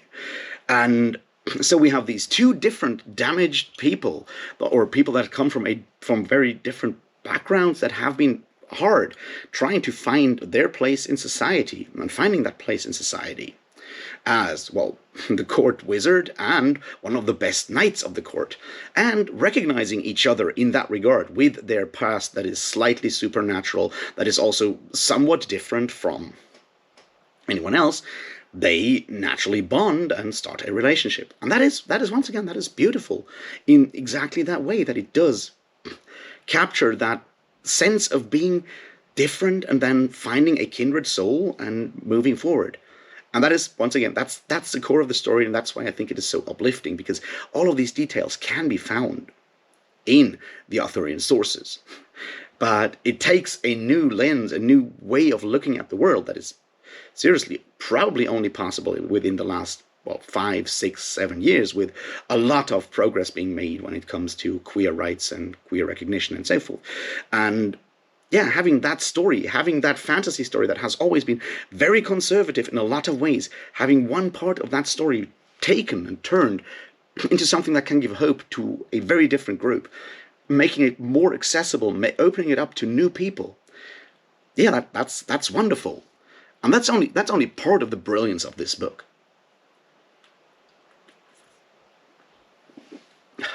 Because the prose, as I said, is lyrical, and the details, the way it does work on two ways, because there is a lot of research going into this book. I already talked about the sources, but the details when it comes to armor, when it comes to combat in specific, and and when it comes to, well, horses, all of these details, they're well researched. Those are some of the best choreographed battle scenes I've read in all of Arthurian retellings. And yes, that includes Bernard Cornwell's fucking shield walls. This one's better. The combat with that key combat where Peredur uses their spear, which is very much not a knightly weapon. That's the whole idea, right? The spear is basically a stick with a pointy end that is used for hunting, and use that spear to actually destroy the Red Knight. In the original, it's by throwing that throwing spear through a hole in the visor and killing the knight. That battle in this book is one of probably the best, single most choreographed battle scene in any Arthurian retelling that I've read for this whole exploration here. And those things work wonders. But on the other hand, there's this ethereal quality to the supernatural elements. There's wonderfully sensual, detailed descriptions of everyday life, of animals, how they react, of the way people interact with each other, how people touch each other, how people do the simplest things, described in absolute granularity that is incredibly sensuous. That makes this feel so different from almost all other Arthurian retellings that we talked about, especially when you look at, say, a supposedly feminist retelling of the sorts of myths of Avalon. Spear does take a way more optimistic, way more constructive approach, a way where it's very much about the individual finding themselves and then finding kindred souls and then making a home and a space in the world for them.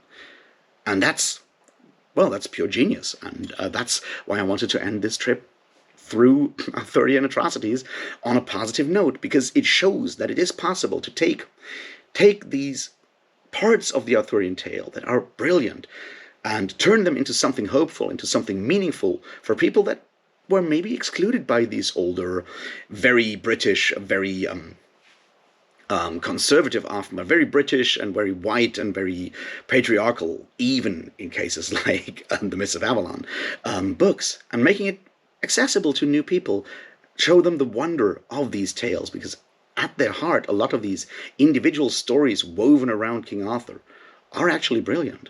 And that's where I see the future for Arthurian tales, that we take some of them and try to find new meaning for them for a 21st century, for people that need hope, And that's exactly why this is where we'll end our look at Arthurian retelling. Well, and that's the end of it. Get yourself a drink. You've earned it. Cheers.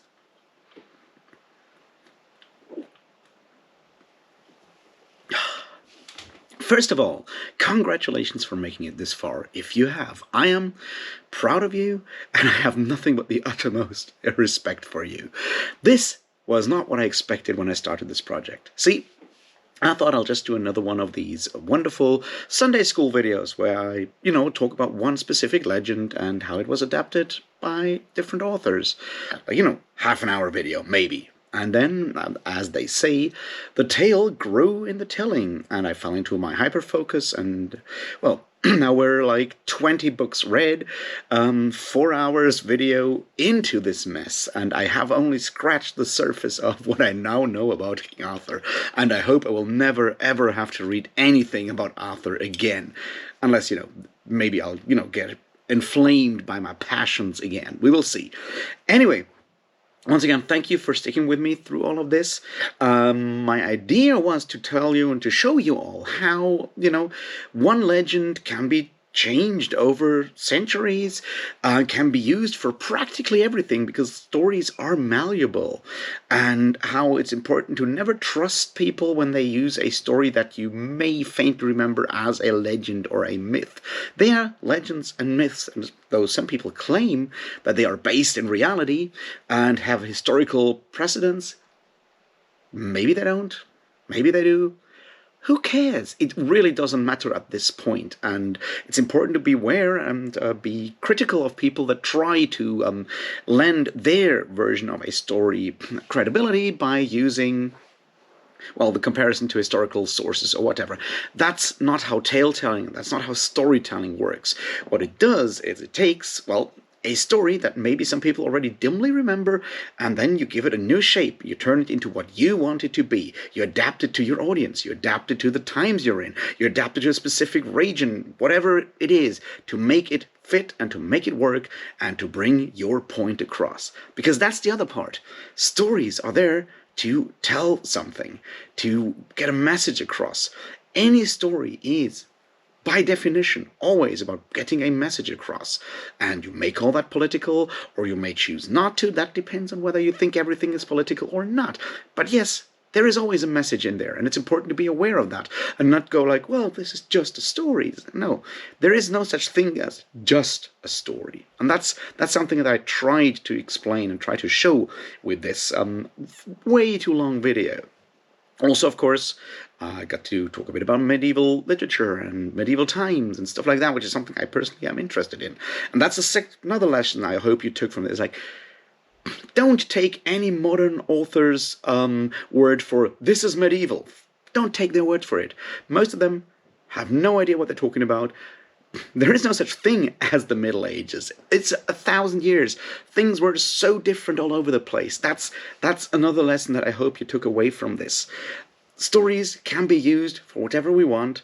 It's cool if we know more than one version of a story, because then we can start interpolating and coming up with our own ideas and so forth, but we don't have to. And there is no such thing as the one true version of a story, of a myth, of a legend. It just does not exist. And when authors say, well, historians agree, you better don't trust them, because historians, or any academics at all, never agree on anything. That's how academia works. That's how research works. And at the end of the day, that's how literature works as well. And I hope that's what you learn from this. Now, if you want to know more, there's a wonderful bibliography down there. Thank you, John, for mutilating it with the second worst thing coming out of Chicago. Not the economic school. I'm talking about the citation style. Anyway, thank you for doing that.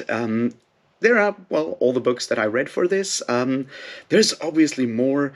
If you have questions, you can ask me. I'm now up to here, full with knowledge about Arthur.